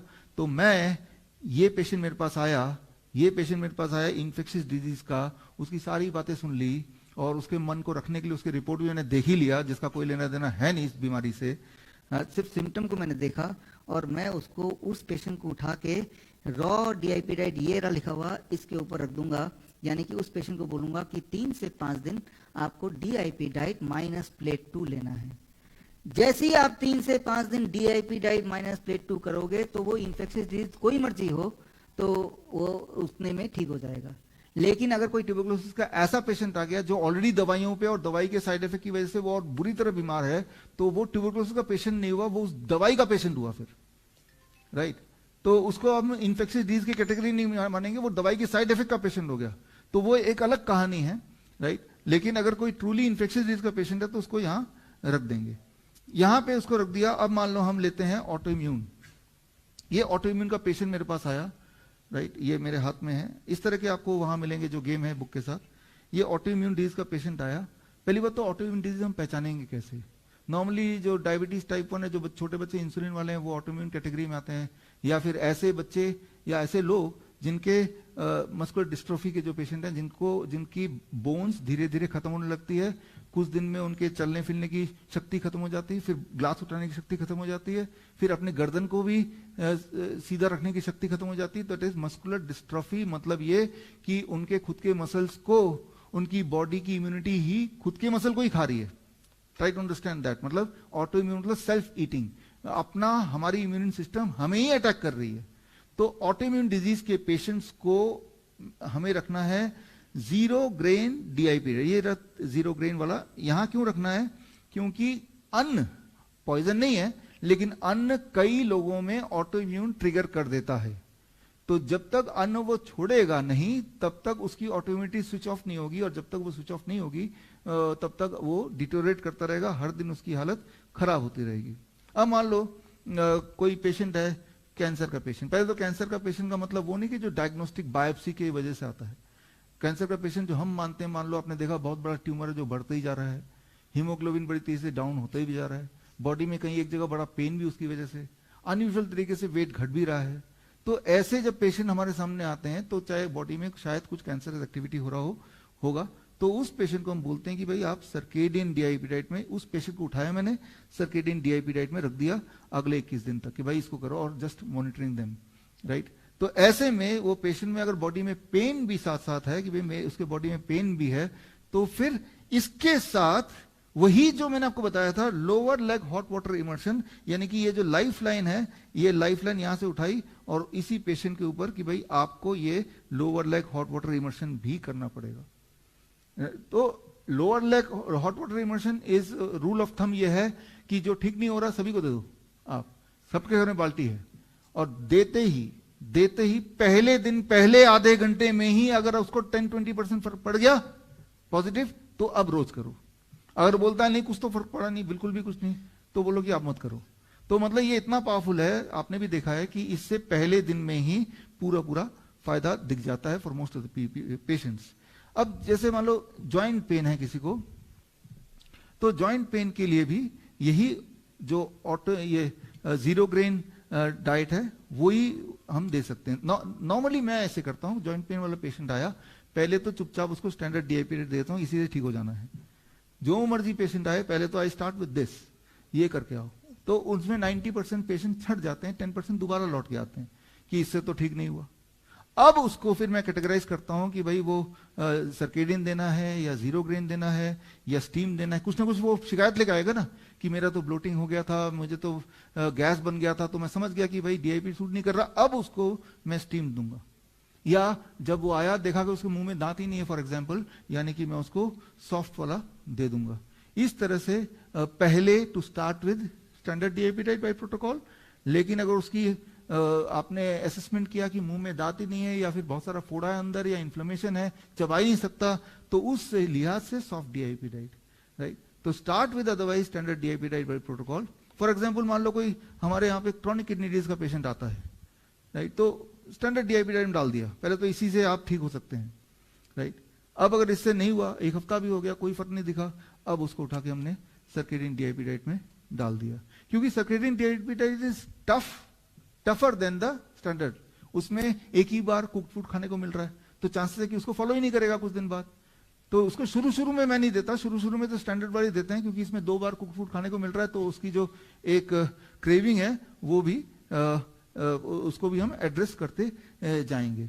अब मान लो ये लंग डिसऑर्डर का पेशेंट आया, अस्थमा का पेशेंट आ गया आपके पास, ये वेरी वेरी इंपॉर्टेंट, अस्थमा का पेशेंट आ गया आपके पास, वो एक पंप भी लगाता है, राइट, रोज इनहेलर लेता है और वो आपके पास खड़ा है, तो आप उसको कौन सा डाइट देंगे? अगर एक तो होता है ना कि भाई जल्दी ठीक करना है, और ये भी पता है कि ये पेशेंट जो बोल देंगे वो कर देगा, खाने वाने को विल पावर स्ट्रांग है उसका, तो फिर मैं उसको सर्केडियन डीआईपी डाइट दे दूंगा, क्योंकि ये इसका विल पावर स्ट्रांग है। तो उसको कौन सा डाइट देना है ये डिपेंड करता है उसकी साइकोलॉजी क्या है। अगर आपको लगता है ये बड़ा फूडी आदमी है, करेगा ही नहीं, तब तो स्टैंडर्ड दे देना। लगता है कि नहीं ये बड़ा स्ट्रांग विल पावर है, मान जाएगा, तो आपने सर्केडियन डीआईपी डाइट जिसमें एक ही बार प्लेट 2 मिलता है लंच में, ये दे दिया। प्लस आप में से कुछ लोगों ने पढ़ा होगा या हमने ट्रेनिंग में दिया Dan protocol, diet and nitric oxide protocol. Diet and ये लाइफलाइन है, ये आपको 5 लाइफलाइन मिले हैं, उनमें से एक लाइफलाइन तो lower leg hot water immersion है, दूसरा लाइफलाइन है diet and nitric oxide breathing. वो सिंपल है, ये सीएम में तो आपने पढ़ा है, जिन्होंने नहीं पढ़ा दूसरे कोर्स के, जब आप मुंह बंद करते हैं और मुंह बंद करके आवाज निकालते हैं, जैसे मैं मुंह बंद करूंगा अभी, ये आवाज कुछ भी हो सकता है, गुनगुनाना हो सकता है, या जब ओम बोल रहे हैं आप ओम, अब जो मुंह बंद के बाद जो आवाज आ रही है that is called nitric oxide breathing. इससे नाइट्रिक ऑक्साइड का प्रोडक्शन 15 गुना बढ़ जाता है इन कंपैरिजन टू बिना कुछ किए। तो आपको नाइट्रिक ऑक्साइड की इंपॉर्टेंस तो पता ही है। नाइट्रिक ऑक्साइड कहां पड़ता है? आपके रेस्पिरेटरी एरिया में। थोड़ी देर पहले मैं नाइट्रिक ऑक्साइड की बात कर रहा था इन कॉन्टेक्स्ट ऑफ हार्ट, अब मैं बात कर रहा हूं नाइट्रिक ऑक्साइड रेस्पिरेटरी ट्रैक में या आपके लंग में नाइट्रिक ऑक्साइड बढ़ाना है, तो वो उसका तरीका डायन protocol, diet and nitric oxide, ये जो बुक लॉन्च होगी उसमें मिलेगा। सीएम के सारे स्टूडेंट को पता ही है, और मैंने आपको बता दिया कि रोज 20 मिनट तक जो लोग गुनगुनाते हैं, मुंह बंद करके आवाज अगर निकाल सकते हैं तो नाइट्रिक ऑक्साइड प्रोडक्शन बढ़ता है, जिससे अगर आप डाइट डीआईपी डाइट के साथ ले लेते हैं तो जो इनहेलर है वो कुछ दिनों में हमारे हॉस्पिटल में आते हैं। तो आते हैं, अभी जो पंचकुला में हमारा नया हॉस्पिटल खुला है, आते हैं और इस वाले कैंप में 2 पेशेंट ही थे जो अस्थमा के थे, गए दोनों के दोनों वही पंप छोड़ के ही गए। तो कभी कभी 2 ही दिन लगते हैं, कभी कभी थोड़ा ज्यादा भी लग सकता है, लेकिन थैंक यू। तो उसके लिए ऐसे पेशेंट्स को नाइट्रिक ऑक्साइड की प्रोडक्शन बढ़वा देनी है। अब नाइट्रिक ऑक्साइड की प्रोडक्शन को बढ़ाने के आपके पास 2 हथियार हैं। एक हथियार तो ये है lower leg hot water immersion, एक हथियार डाइट से भी बढ़ता है जो नॉर्मल फ्रूट एंड वेजिटेबल है, और बढ़ाना है तो पत्ते से। लेकिन पत्ते का नुकसान क्या है कि people are discourage to eat. हमारे कैंप में आते हैं तो पत्ते जबरदस्ती हम खिला देते हैं, क्योंकि कैंप में पैसा देके आए हैं, है ना, तो उनको लगता है कि एक एक पैसा एक एक पाई हिसाब होना चाहिए, तो खा लेते हैं उस 3 दिन, और खा लेते हैं तो असर भी आ जाते हैं, ठीक है ना। तो जब लंग डिसऑर्डर के पेशेंट हैं उनको अगर वो विल पावर स्ट्रांग है, circadian DIP diet plus lower leg hot water immersion plus Dan protocol, ये तीनों चीज को मैंने उसको जोड़ दिया। इन तीनों में उसका रिजल्ट सबसे बेस्ट आता है, जो कि हम हॉस्पिटल सेटअप में करते हैं, बिकॉज तब वो हमारे कंट्रोल में है। अगर वो चाहे ना चाहे, जो हम खाने देंगे वो उसको खाना पड़ेगा, जिस टाइम पे देंगे उसको करना पड़ेगा, तो वहां पे तो उसका रिजल्ट आ जाता है, there we get the good result, right. लेकिन जो घर पे बैठा हुआ है तो फिर वो करेगा नहीं करेगा, that depends on various other things. अब मान लो कोई मोटा पेशेंट आता है, कितना ही मोटा हो, मोटा मतलब ज्यादा खाना खाता ही होगा, तो उसको ज्यादा रिस्ट्रिक्शन नहीं कर सकते, फिर कुछ भी नहीं मानेगा। तो सिंपली उनको बोलते हैं आप कुछ नहीं करो, आप डीआईपी डाइट ही कर लो। इसमें तो आपने भी देखा है, मैंने भी देखा है, 1 महीने में 10% लगभग वेट घट ही जाता है, जो एक्स्ट्रा फैट है। तो अगर यहाँ पे बात नहीं बनती है तब आएगा सर्केडियन डीआईपी डाइट, जहाँ पे कुक्ड फूड एक बार छोड़ना होता है। लेकिन ओबेसिटी में कोई दिक्कत ही नहीं है, हर बार वो ठीक, उसकी वेट ठीक ही हो जाता है। हाइपरटेंशन बोल के कोई आता है, उसको भी ये स्टैंडर्ड डीआईपी डाइट हमने डाल दिया, स्टैंडर्ड डीआईपी डाइट। तो मतलब, लेकिन ये यहाँ पे आने के बाद, जैसे आज का केस था, एक वो लेडी है यहाँ पे, अभी आके बोल रहा था कि भाई मैंने तो दिया, लेकिन मेरे हस्बैंड को, बाकी लोगों को फायदा हुआ, उनको फायदा नहीं हुआ, उनका ब्लड प्रेशर 170/100। इसका मतलब वो सिंपल हाइपरटेंशन नहीं होगा, उसमें जो किडनी वाला कंट्रीब्यूशन है ब्लड प्रेशर कंट्रोल करने में, किडनी वाला अपना काम ठीक से नहीं कर रहा। लेकिन घबराने की कोई बात नहीं है, नहीं कर रहा तो करा देंगे। कैसे करा देंगे कि DIP diet plus lower leg hot water immersion 30 minutes रोज, तो कंट्रोल आ ही जाएगा, राइट। तो पहले तो डीआईपी डाइट से शुरू किया, अब अगर रिजल्ट नहीं है तो ही हमने इसको इंक्लूड किया। अब चाहे वो सीकेडी का पेशेंट हो, ये आ गया हमारे पास, मेरे पास आया लीवर पेशेंट। लीवर पेशेंट जब भी आते हैं तो अपने पास हर बाकी पेशेंट के साथ कुछ रिपोर्ट भी लाते हैं, जिसमें फाइब्रोस्कैन वगैरह सब होता है, कि अल्ट्रासाउंड होता है, कि देखो मेरी रिपोर्ट तो ये कह रही है। इंपॉर्टेंट है कि पेशेंट का शक्ल और उसकी बॉडी क्या कह रही है। क्या आपको लगता है उसका पेट में पानी खूब जम गया है? क्या आपके बॉडी में, उसके चेहरे में लगता है पीलापन है? तो वो आपका इंपॉर्टेंट मेजर। क्या आपके बॉडी में उसकी सूजन लग रही है? तो that is the important diagnosis, rather than कि फाइब्रोस्कैन क्या कह रहा है। आज मैं फाइब्रोस्कैन कराऊंगा तो मुझे भी बोल देंगे आप तो लिवर सिरोसिस के स्टेज 3 के पेशेंट है। वो उसकी सेटिंग होती इस तरह है, वो स्टेज 3 या स्टेज 4, राइट, ऐसी होती है, राइट। तो उन पे कभी भरोसा मत कीजिए। पेशेंट के सेटिस्फैक्शन के लिए थोड़ा बहुत देख सकते हैं, हाँ भाई बड़ा अच्छा है, देख लिया, बड़े ध्यान से देख लिया। फिर आपको लिवर डिजीज के पेशेंट आते हैं तो उनको फास्ट तरीके से ठीक होने के लिए भी ये circadian DIP diet plays a very important role, तो वो उसको दे दिया, plus lower limb hot water immersion, या फिर ये जो लाइफ लाइन है हॉट वाटर इमर्शन, जो कि हमारे हॉस्पिटल में पिछले 3 साल से हो रहा है। We are the first one, पहली बार ग्रेड सिस्टम आपसे 3 साल पहले ये मैंने डेवलप किया था, कि जब लोअर हॉट वाटर इमर्शन के पानी में बैठ जाते हैं और ये डाइट जोड़ देते हैं, तो इससे किडनी लिवर तेजी से ठीक होने लगती है, अक्सर ठीक हो जाती है।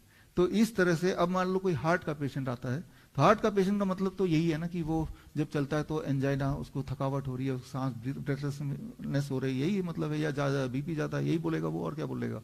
कि जब भी मैं चढ़ता हूँ सीढ़ियों पे तो एक बार में पूरी सीढ़ियां चढ़ नहीं पाता हूँ, हाफ जाते हैं, रुकना पड़ता है, पेन होता है, शूटिंग पेन होता है, ये सब बोलेगा। तो कुछ भी बोले, what I do, I always start with the first step कि भाई ये पहले तो यही करो, क्योंकि ये करेगा तो या तो ठीक हो जाएगा या तो ठीक नहीं होगा। अगर तो ठीक नहीं होगा, अब मैं बोलूंगा कि हार्ट डिजीज के उस एंजाइना को ठीक करने के लिए भाई साथ में lower leg hot water immersion, ये बाल्टी वाला आइडिया, इसको कर लो, ठीक है ना, आधे घंटे के लिए। अब दोनों कंबाइन कर दिया तो रिजल्ट आपके जो पहले नहीं आ रहे थे वो अब आ ही जाएंगे। ये we keep on doing in our hospital, but important है कि इसको करने के लिए हिम्स में आने की जरूरत नहीं है, तो कोई भी कहीं कर सकता है। और आप इसीलिए स्टूडेंट हैं कि जहां पे जो है जिस परिस्थिति में उसको वहीं ठीक कर दो, राइट, और उसके घर पे ही ठीक कर दो। तो उसको घर पे सटीक साइंटिफिक तरीके से ठीक करने के लिए these are the 7 type of DIP diet and there are 5 lifeline, right. उसमें से एक लाइफलाइन है हेड डाउन टिल्ट, जिसके बारे में हमने पहले भी बहुत सारी बार डिस्कस किया, इसलिए इसको मैं कट शॉर्ट करूंगा। एक कॉन्ट्रास्ट वाटर इमर्शन, समय मिले, पेस मेकर। देखिए पेस मेकर करता क्या है, पहले तो आपके दिमाग में बहुत सारे सवाल होंगे, ठीक है ना, तो लेकिन पेस मेकर आपने डाल ही दिया अंदर बॉडी में, जैसे तो क्या है कि you are now in control the doctors, उसकी बैटरी बदलनी पड़ेगी अब। तो अब उसके ट्रैप में फंस गए, अब पुलिस ने आपको हथकड़ी पहना ही दिया तो चाबी तो उसकी जेब में आ गई ना, अब जहां जहां वो जाएगा आपको जाना ही पड़ेगा, है ना। तो यानी कि हमारे कंट्रोल से बाहर हो गया वो। अदरवाइज जब पेस मेकर तभी पड़ता है कि जब किसी का हार्ट बीट 30 से कम हो जाए, है ना, तो पल्स रेट उसका कम हो गया 30 से, तो यानी कि जो इलेक्ट्रिकल सिग्नल ठीक से नहीं है, तो अब पेस मेकर उसकी वो बैटरी वो सपोर्ट कर रही है। ऐसे में जैसे मेरे पास अगर वो पेशेंट आ जाए, उसको मैं लिटा दूंगा HDT, head down tilt, right, एक ऐसा बेड जिसमें पैर ऊपर सिर नीचे। जब भी आप लेटेंगे, आप लेट के देखिएगा, आपका पल्स रेट बढ़ जाएगा उसी वक्त, लेकिन आपको पल्स रेट बढ़ाने की जरूरत नहीं, बिकॉज आपका ठीक है, उसका बढ़ाने की जरूरत है। जो हेड डाउन टिल्ट में लेटा दो 2 घंटे के लिए, बढ़ जाएगा, फिर दोबारा नॉर्मल आ जाएगा, नॉर्मल मतलब हेड डाउन टिल्ट छोड़ देगा, फिर अगर दोबारा घट जाता है तो दोबारा बिठा दो, दोबारा लिटा दो हेड डाउन टिल्ट में। Head down tilt plus DIP diet में बोलूंगा रोज 2 घंटे करे, तो उससे पल्स रेट बढ़ गया। तो जो पेस मेकर है वो पल्स रेट को ही तो बढ़ा रहा है ना, आर्टिफिशियली बैटरी के माध्यम से। यहां पे पल्स रेट आप नेचुरली ग्रेविटी को यूज करके बढ़ा रहे हैं, तो उसको आप करेंगे। पेस मेकर तो एक बार लग गया तो जीवन भर चलेगा वो, तो हर कुछ साल बाद आपको बैटरी बदलनी पड़ेगी, या पेस मेकर इटसेल्फ को बदलना पड़ेगा, हर कुछ महीने बाद चेकअप करने जाना पड़ेगा, वो जो भी बोल रहा है वो करना पड़ेगा। हेड डाउन टिल्ट तो भाई घर पे आपने बेड लिया, 3-3 ईंटें लगाए, हो गया हेड डाउन टिल्ट। और डाइट तो आपको पता ही है।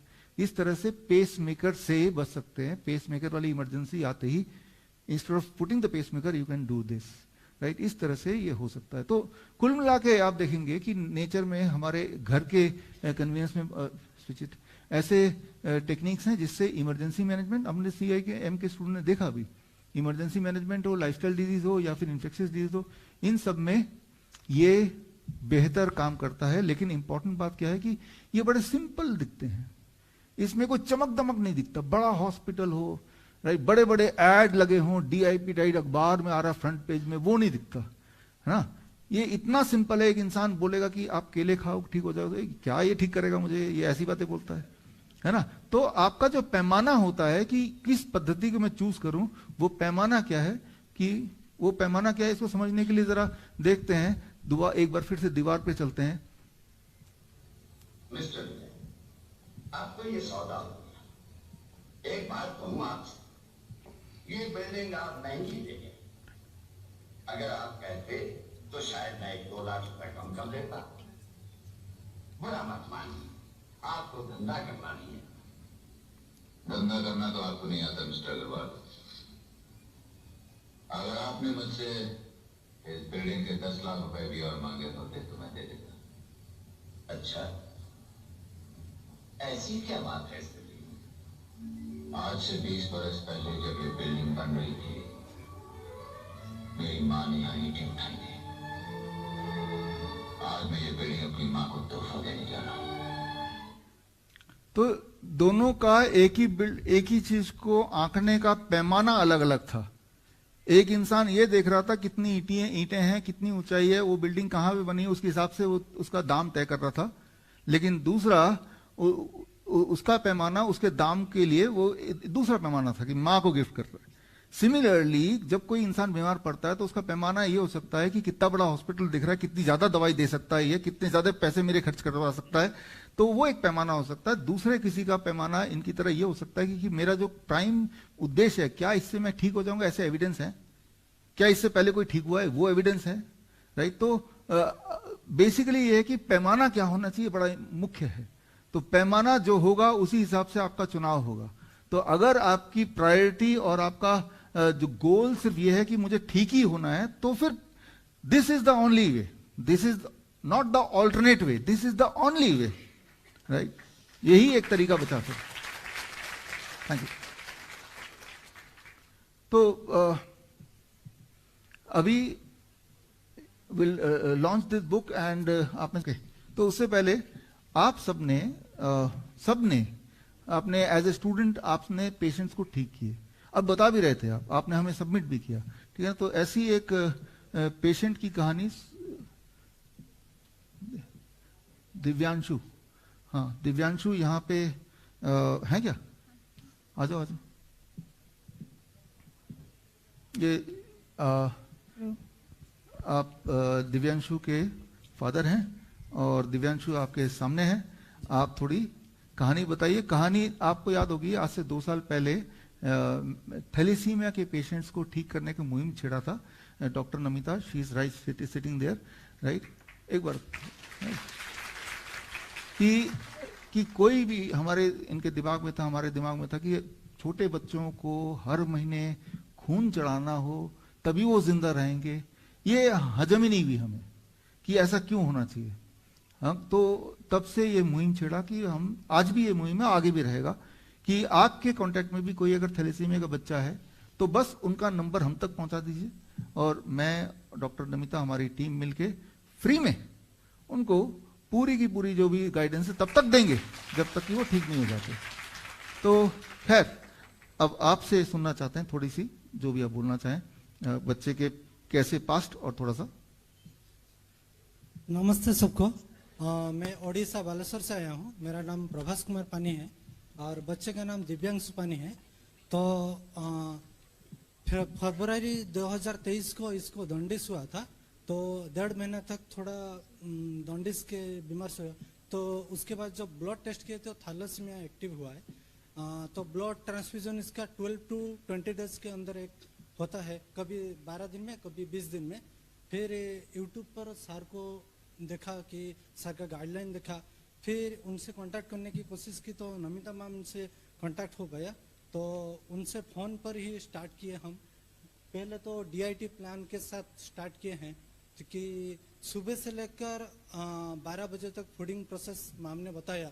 जैसे कि सुबह उठकर हम ताल मिश्री का पानी उसके जैसे कि हम सुबह उठकर ताल मिश्री और त्रिफला जो पानी पीते हैं, उसके बाद ग्राउंड में जाकर खुले पैर बच्चे को घुमाना करते हैं। फिर आने के बाद ड्राई फ्रूट्स जो सर सजेस्ट किए हैं, कौन कौन सा ड्राई फ्रूट्स लेंगे डाइट प्लान में, वो सब हम स्टार्ट किए हैं। उसके बाद नारियल का पानी सबसे इम्पोर्टेंट सर दिए हुए हैं, उसको स्टार्ट किए हैं। फिर सर का जो 0 वोल्ट का जो मैट है उसके ऊपर योगा मैम ने बहुत सजेस्ट किया है कि योगा पर थोड़ा इम्पोर्टेंस चले। हर बॉडी पार्ट्स को इसको भी एक यूनिफायर की तरह एक्टिव करता है, तो योगा बनाए। फिर उसके बाद हमने फल फ्रूट्स भी स्टार्ट किए हैं, जैसे कि कीवी, ड्रैगन और बाकी सीजनल फ्रूट्स के ऊपर सामने ज़्यादा फोकस करने के लिए बोले हैं। फिर उसके बाद पत्ते का रस 9 से 11 बजे के बीच 3-4 पत्ते का रस देते हैं। जैसे कि हम मान लीजिए पुदीना का रस देते हैं, कोई भी जूस भी दे सकते हैं, करेला का जूस या फिर कुछ गाजर बीट इसका भी जूस दे सकते हैं। 12 बजे मिलेट, उसके बाद सालट और उसके बाद टमाटर का ओनली ग्राइंडिंग किया, मतलब सील में पिसा हुआ जो सब्जी है वही देते हैं, या फिर ग्रीन सब्जी देते हैं, ये दोपहर में। आफ्टरनून में जैसे कि हमने कुछ बीट गाजर का जूस भी रखा है आफ्टरनून में। उसके बाद माम ने फिर मुझे वीडियो पर अपडेट किए हैं 0 ग्रेनेट आटा और उसके बाद बाजरा का भी रोटी माम ने स्टार्ट करने के लिए बोले हैं। ये भी बहुत फायदेमंद हुआ क्योंकि स्टार्टिंग से ये जब मैंने जुलाई से स्टार्ट किया है 2023 से, तो 3 महीने तक स्टार्टिंग से ही हैरान हूं, 3 महीने तक इसको ब्लड ट्रांसफ्यूजन नहीं किया गया। उसका हीमोग्लोबिन परसेंटेज 7.3 तक था। अभी जो सर बोल रहे थे वीडियो पर कि डर, यही डर ने मुझे फिर नवंबर दिसंबर में फैमिली प्रेशर से और एक ब्लड चढ़ा दिया, जो कि नहीं चढ़ाना चाहिए था, फैमिली प्रेशर से चढ़ा दिया। उसके बाद माम ने थोड़ा मुझे डांटे कि थोड़ा वेट कर, बॉडी को अपना रेजिस्टेंस में आने चाहिए। तो फिर हमने पूरा लॉकीली बंद कर दिया। 7 महीने तक उसको कुछ भी नहीं मतलब ब्लड चढ़ा है और ये इंस्टेंटली 7.3 इनो बीच अप डाउन होता गया। तो थैंक्स फॉर बीआरसी सर। और इसके साथ माम का थोड़ा वो जो एक्वाथेरेपी माम स्टार्ट किए हुए हैं, मैग्नेट थेरेपी, कलर थेरेपी, इससे उसका जो पेट का दर्द और लिवर फंक्शंस और इसको थोड़ा एक्टिव मिला है। थैंक यू माम, thank you sir. Thank you, thank you, thank you. तो अभी आपने दिव्यांशु की कहानी सुनी और ये सिर्फ एक बच्चे की कहानी नहीं, ऐसे हजारों बच्चे हैं जिनको हर महीने खून चढ़ता है। आप और हम मिलके उन सारे बच्चों को ये रास्ता दिखा सकते हैं, ठीक है ना। तो thank you. And that is really a painful process. अगर हम दिव्यांशु की दवाइयों की बात करें, ये इतनी सारी दवाइयां तो इसमें आई भी नहीं स्लाइड में, तो जितनी दवाई आप आई हमसे मिलने से पहले जो लेता था वो सारी दवाई यहाँ पे लिखी हुई हैं, आपकी आंखों के सामने है, राइट। और इसके अलावा अगर आपको सारे रिपोर्ट देखने हैं, कई बार लोग ऐसा भी सोचते हैं कि ये तो कोई पेशेंट ही नहीं होगा, ऐसे ही आके किसी ने बोल दिया। ऐसा भी एलोपैथी के लोग, ये तो पेशेंट ही नहीं हो, क्योंकि वो मानने को तैयार नहीं कि थैलेसीमिया ठीक हो सकता है, मानने को तैयार नहीं। तो कन्वीनियंट ये है कि ये पेशेंट ही नहीं होंगे, कोई भी एक आदमी आके कुछ भी एक्टिंग करके चले गए, राइट। तो ये विश्वरूप.com/दिव्यांश की रिपोर्ट, इसमें इस लिंक में जाके, अभी ये लाइव भी चल रहा है, इसमें जाएंगे तो पूरे हॉस्पिटल की रिपोर्ट हॉस्पिटल के रिकॉर्ड के साथ। और क्योंकि ब्लड चढ़ता था तो वो हॉस्पिटल में रजिस्टर होता है, आपको पता ही है, राइट। वो यूं ही नहीं कोई बोल सकता कि मैं थैलेसीमिया के पेशेंट हूँ, पहले चढ़ता था, वो तो होता है। अब वो हैरान हो जाते हैं कि हमारे जो थैलेसीमिया पेशेंट, अचानक ये लोग बच्चे आने बंद क्यों कर दिए ब्लड ट्रांसफ्यूजन से। और जब उनको पता चलता है कि भाई ये तो ठीक हो गए, उनको खुश होना चाहिए ना, लेकिन उनको अंदर से गुस्सा आता है, वो डरा देते हैं। फिर वही वाली डर का व्यापार, आगे कभी अगर आप आए तो हम आपका ब्लड ट्रांसफ्यूजन नहीं करेंगे, नहीं तो अभी आ जाओ, राइट। तो ये डर हमें खत्म करना है। एक्चुअली जो प्रॉब्लम है वो डर की ज्यादा है।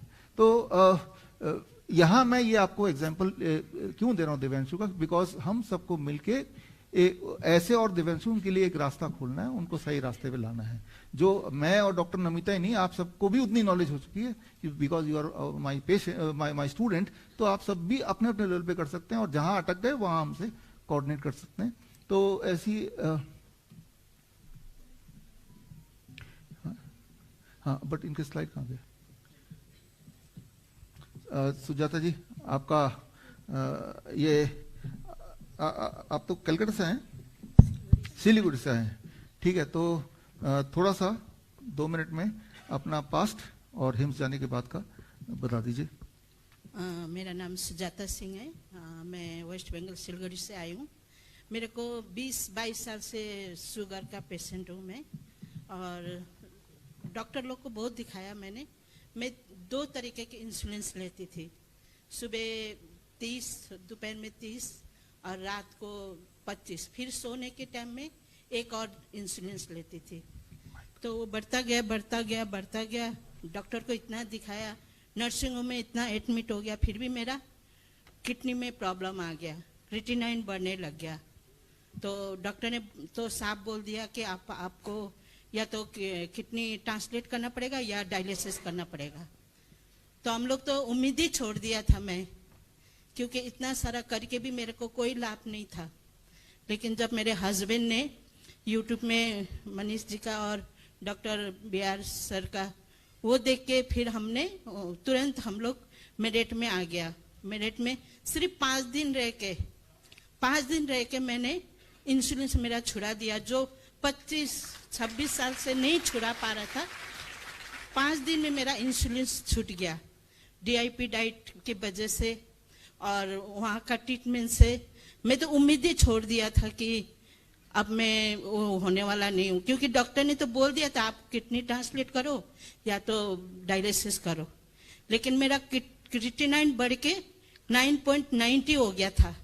जब 5 दिन मेरठ में आके एडमिट हो गए, मेरे को 9.90 से घट के 6 पॉइंट में आ गया।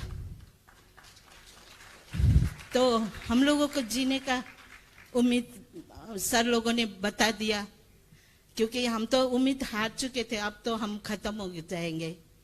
लेकिन ये ट्रीटमेंट करके मुझे बहुत ही फायदा हो गया, बहुत ही लाभ हो गया। तो डॉक्टर लोग को और जितना भी ये हिम्स का टीम को हम दिल से हम धन्यवाद देना चाहते हैं, क्योंकि वहाँ पर सिर्फ दवाई वगैरह का नहीं, वहाँ का जो उन लोगों का केयर, जो डाइट का जो हम लोगों को दिया था, उसकी वजह से हम लोग, मेरा शुगर अभी पहले मेरा खाली पेट में रहता था, इंसुलिन 2 इंसुलिन लेके भी खाली पेट में 250-300 रहता था, खाना खा के तो 500 से कम ही नहीं होता था। अभी मैं इंसुलिन छोड़ दिया, सिर्फ वो DIP डाइट की वजह से मेरा शुगर खाली पेट में 105 होता है, खा के सिर्फ 200 होता है। तो बहुत ही मेरे को लाभदायक हो गया। धन्यवाद आप सबको। Thank you. जिन लोगों को सुजाता जी के पूरा मेडिकल रिकॉर्ड चाहिए, 25 साल का रिकॉर्ड, तो bishrup.com/sujata SUJATA। आप लोगों को तो पता ही है, लेकिन मैं बाकी लाइव चल रहा ना, तो वहाँ पे शक्की निगाहों से कोई ना कोई देख रहा होगा, देखो एक्टिंग कर रहे हैं, तो उनके लिए मैं बोल रहा हूँ कि प्लीज जाके आप इसको देखें। 90 यूनिट इंसुलिन लेती थी जब हिम्स में आई थी, एंड मुझे याद है तीसरे दिन इनका इंसुलिन बंद करना हमारी मजबूरी हो गई, बिकॉज ब्लड शुगर आपको पता ही है DIP डाइट से स्टीपली लोगों का नीचे आने लगता है, तो as a result we have to stop the ongoing insulin dependency, उसको रोकना पड़ता है हमें। तो खैर आप सबके पास भी इसी तरह के खूब सारे पेशेंट के एग्जाम्पल है जो आप बता भी रहे थे। आपके लिए कोई नई बात नहीं है, जस्ट एक रीइंफोर्समेंट है कि डायलिसिस छूट सकता है, ट्रांसप्लांट से बचा जा सकता है, ब्लड ट्रांसफ्यूजन छूट सकता है। ये वो चीज है, अगर आप किसी एलोपैथी वाले से पूछें, किसी का पूरी दुनिया में उन्होंने छुड़ाया, वो छुड़ा नहीं सकते, क्योंकि छुड़ाने का तरीका ये है और ये तरीका वो करेंगे नहीं। तो खैर हम आगे बढ़ते हैं इस दिशा में। ये दिव्यांशु के ट्रांसफ्यूजन, तो अब एक चीज, जैसे दिव्यांशु के पिताजी ने बोला कि एक चीज और ऐड कर दिया, दैट इज 0 वोल्ट थेरेपी। आप सबको पता है, जस्ट मैं रिमाइंड कर रहा हूं कि this becomes the complete one stop solution. कोई भी पेशेंट आ जाए, कोई भी चीज बोल रहा हो, उठा के ये चारों उठा के दे दिया कि भाई ये कर लो, राइट, और बस ये करेगा, अगर कर पाएगा तो आप देख रहे हैं बड़े से बड़े दिखने वाली बीमारी किस तरह से फ्री में वो ठीक हो सकती है। तो खैर जिनको और डिटेल में ये सब कुछ सीखना है, तो हमारा नेक्स्ट बैच तो CIM का 6 अक्टूबर को शुरू हो रहा है। ये जिनको बुक से सीखना है तो ये फ्री बुक अवेलेबल है, जिनको बुक भी नहीं पढ़ना है, कोर्स भी नहीं ज्वाइन करना, तो ये यहाँ पे वीडियोस हैं हर टॉपिक पे, वो आप देख सकते हैं। यानी कि सीखने के कई सारे तरीके हो सकते हैं। फिलहाल सर्विस के हमारे 2018 में we started a service HIV patients, और आज भी मैं ऐलान कर रहा हूँ कि अगर कोई भी HIV का पेशेंट, HIV के नाम पे पेशेंट, HIV तो होता नहीं है कुछ, लेकिन उसके नाम पे पेशेंट होते हैं कि भाई आपको HIV बना दिया, तो वो भी मान लेता है। अगर ऐसे कोई पेशेंट आपके आसपास हैं तो bishrup.com/HIV, जो लोग ऑनलाइन मुझे सुन भी रहे हैं, यहाँ पे आप फॉर्म भर देंगे तो हम आपको सपोर्ट करते रहेंगे, ताकि आपका ड्रग टेपर कर पाए और आपके सिम्टम को ठीक कर पाए। जो सिम्टम HIV की वजह से नहीं, उन दवाइयों की वजह से आई है, मैं उनकी भी बात कर रहा हूँ, उनकी ही बात कर रहा हूँ। ठीक इसी तरह से 2018 में हमने मुहिम शुरू की थी, आज तक ये मुहिम चल रहा है। 2020 में आप सब इस मुहिम से जुड़े थे। कोरोना का आपको याद है, नाइस एक्सपर्ट वाइस प्रेसिडेंट तो बने थे, और आप सबने, हमने मिलके हजारों लाखों पेशेंट्स को 3 स्टेप फ्लू डाइट से ठीक किया। That was 2020। 2022 में थैलेसीमिया का हमने मुहिम शुरू किया फ्री, जिसमें डॉक्टर ने उनको ब्लड ट्रांसफ्यूजन से छुड़ाया। और अब जो मुहिम है on the occasion of Bhagat Singh जयंती हम शुरू कर रहे हैं, दैट इज ट्यूबरक्लोसिस का पेशेंट। अगर आपके पास या आपके आसपास कोई ट्यूबरक्लोसिस का पेशेंट है, या जो लोग मुझे सुन रहे हैं ऑनलाइन उनमें, तो bishrup.com/tb इसमें जाके आप फॉर्म भर देंगे, then we will support. Actually हम करेंगे क्या उनके साथ, करेंगे क्या उनके साथ, यही करने वाले हैं, यही करने वाले हैं, और वो ठीक भी हो जाएंगे। मुझे पता है कितने दिन में ठीक होंगे, हफ्ता 2 हफ्ता, वही जो 9 महीने से लेके 2 साल तक दवाई खा के। और आपको समझना होगा कि 10% जो ट्यूबरक्लोसिस पेशेंट डेथ होती है वो सुसाइड से होती है, ट्यूबरक्लोसिस से नहीं होती। ट्यूबरक्लोसिस के इलाज से इतना परेशान हो जाते हैं 10% तो खुद जान लेना आसान समझते हैं इन कंपैरिजन टू जिंदा रहना। ये ऑफिशियल फिगर है, मेरे नहीं आंकड़े हैं, ऑफिशियल आंकड़े हैं। तो अब मेरी और आपकी भी रिस्पॉन्सिबिलिटी, जब हमको सोल्यूशन पता ही है, क्यों ना हम ट्यूबरक्लोसिस के पेशेंट को यही तो बोलना है, ना तो हमारा कुछ खर्चा है ना उनका कोई खर्चा है, थोड़ा बहुत उनको करना है, राइट, घर में खाना पीना चेंज करना, दे कैन बी क्योर्ड। मैंने तो देखा हफ्ता लगता है, 2 हफ्ता लगता है, एकदम ताजा, बिल्कुल ठीक, राइट। तो जैसे आपने देखा इंसुलिन छूट जाता है 25 साल का 3 दिन के अंदर, तो ये ट्यूबरक्लोसिस क्या चीज है भाई। तो उसको ऐसे यही हम करने वाले हैं। इस मुहिम में आपको जुड़ना है, एक कॉन्टेस्ट में भी आपको जुड़ना है। मेरे पास DIP डाइट है कॉन्टेस्ट, राइट। आप सबको इस तरह के टी शर्ट हैं आपके पास ना, राइट। तो इस जो भी आपको पता है, ये लोग तभी करेंगे जब आप लोगों तक पहुंचाएंगे, है ना। नहीं तो आप ही तक या मुझ तक ही रह जाता, आप तक नहीं पहुंचता, आप तक ही रह गया, आगे तक नहीं पहुंचता। तो वो लोगों को अट्रैक्ट करने के लिए कोई ना कोई इनोवेटिव तरीका निकालना पड़ेगा, ताकि उनके भेजे में ठीक से चला जाए, जैसे आपके गया, है ना।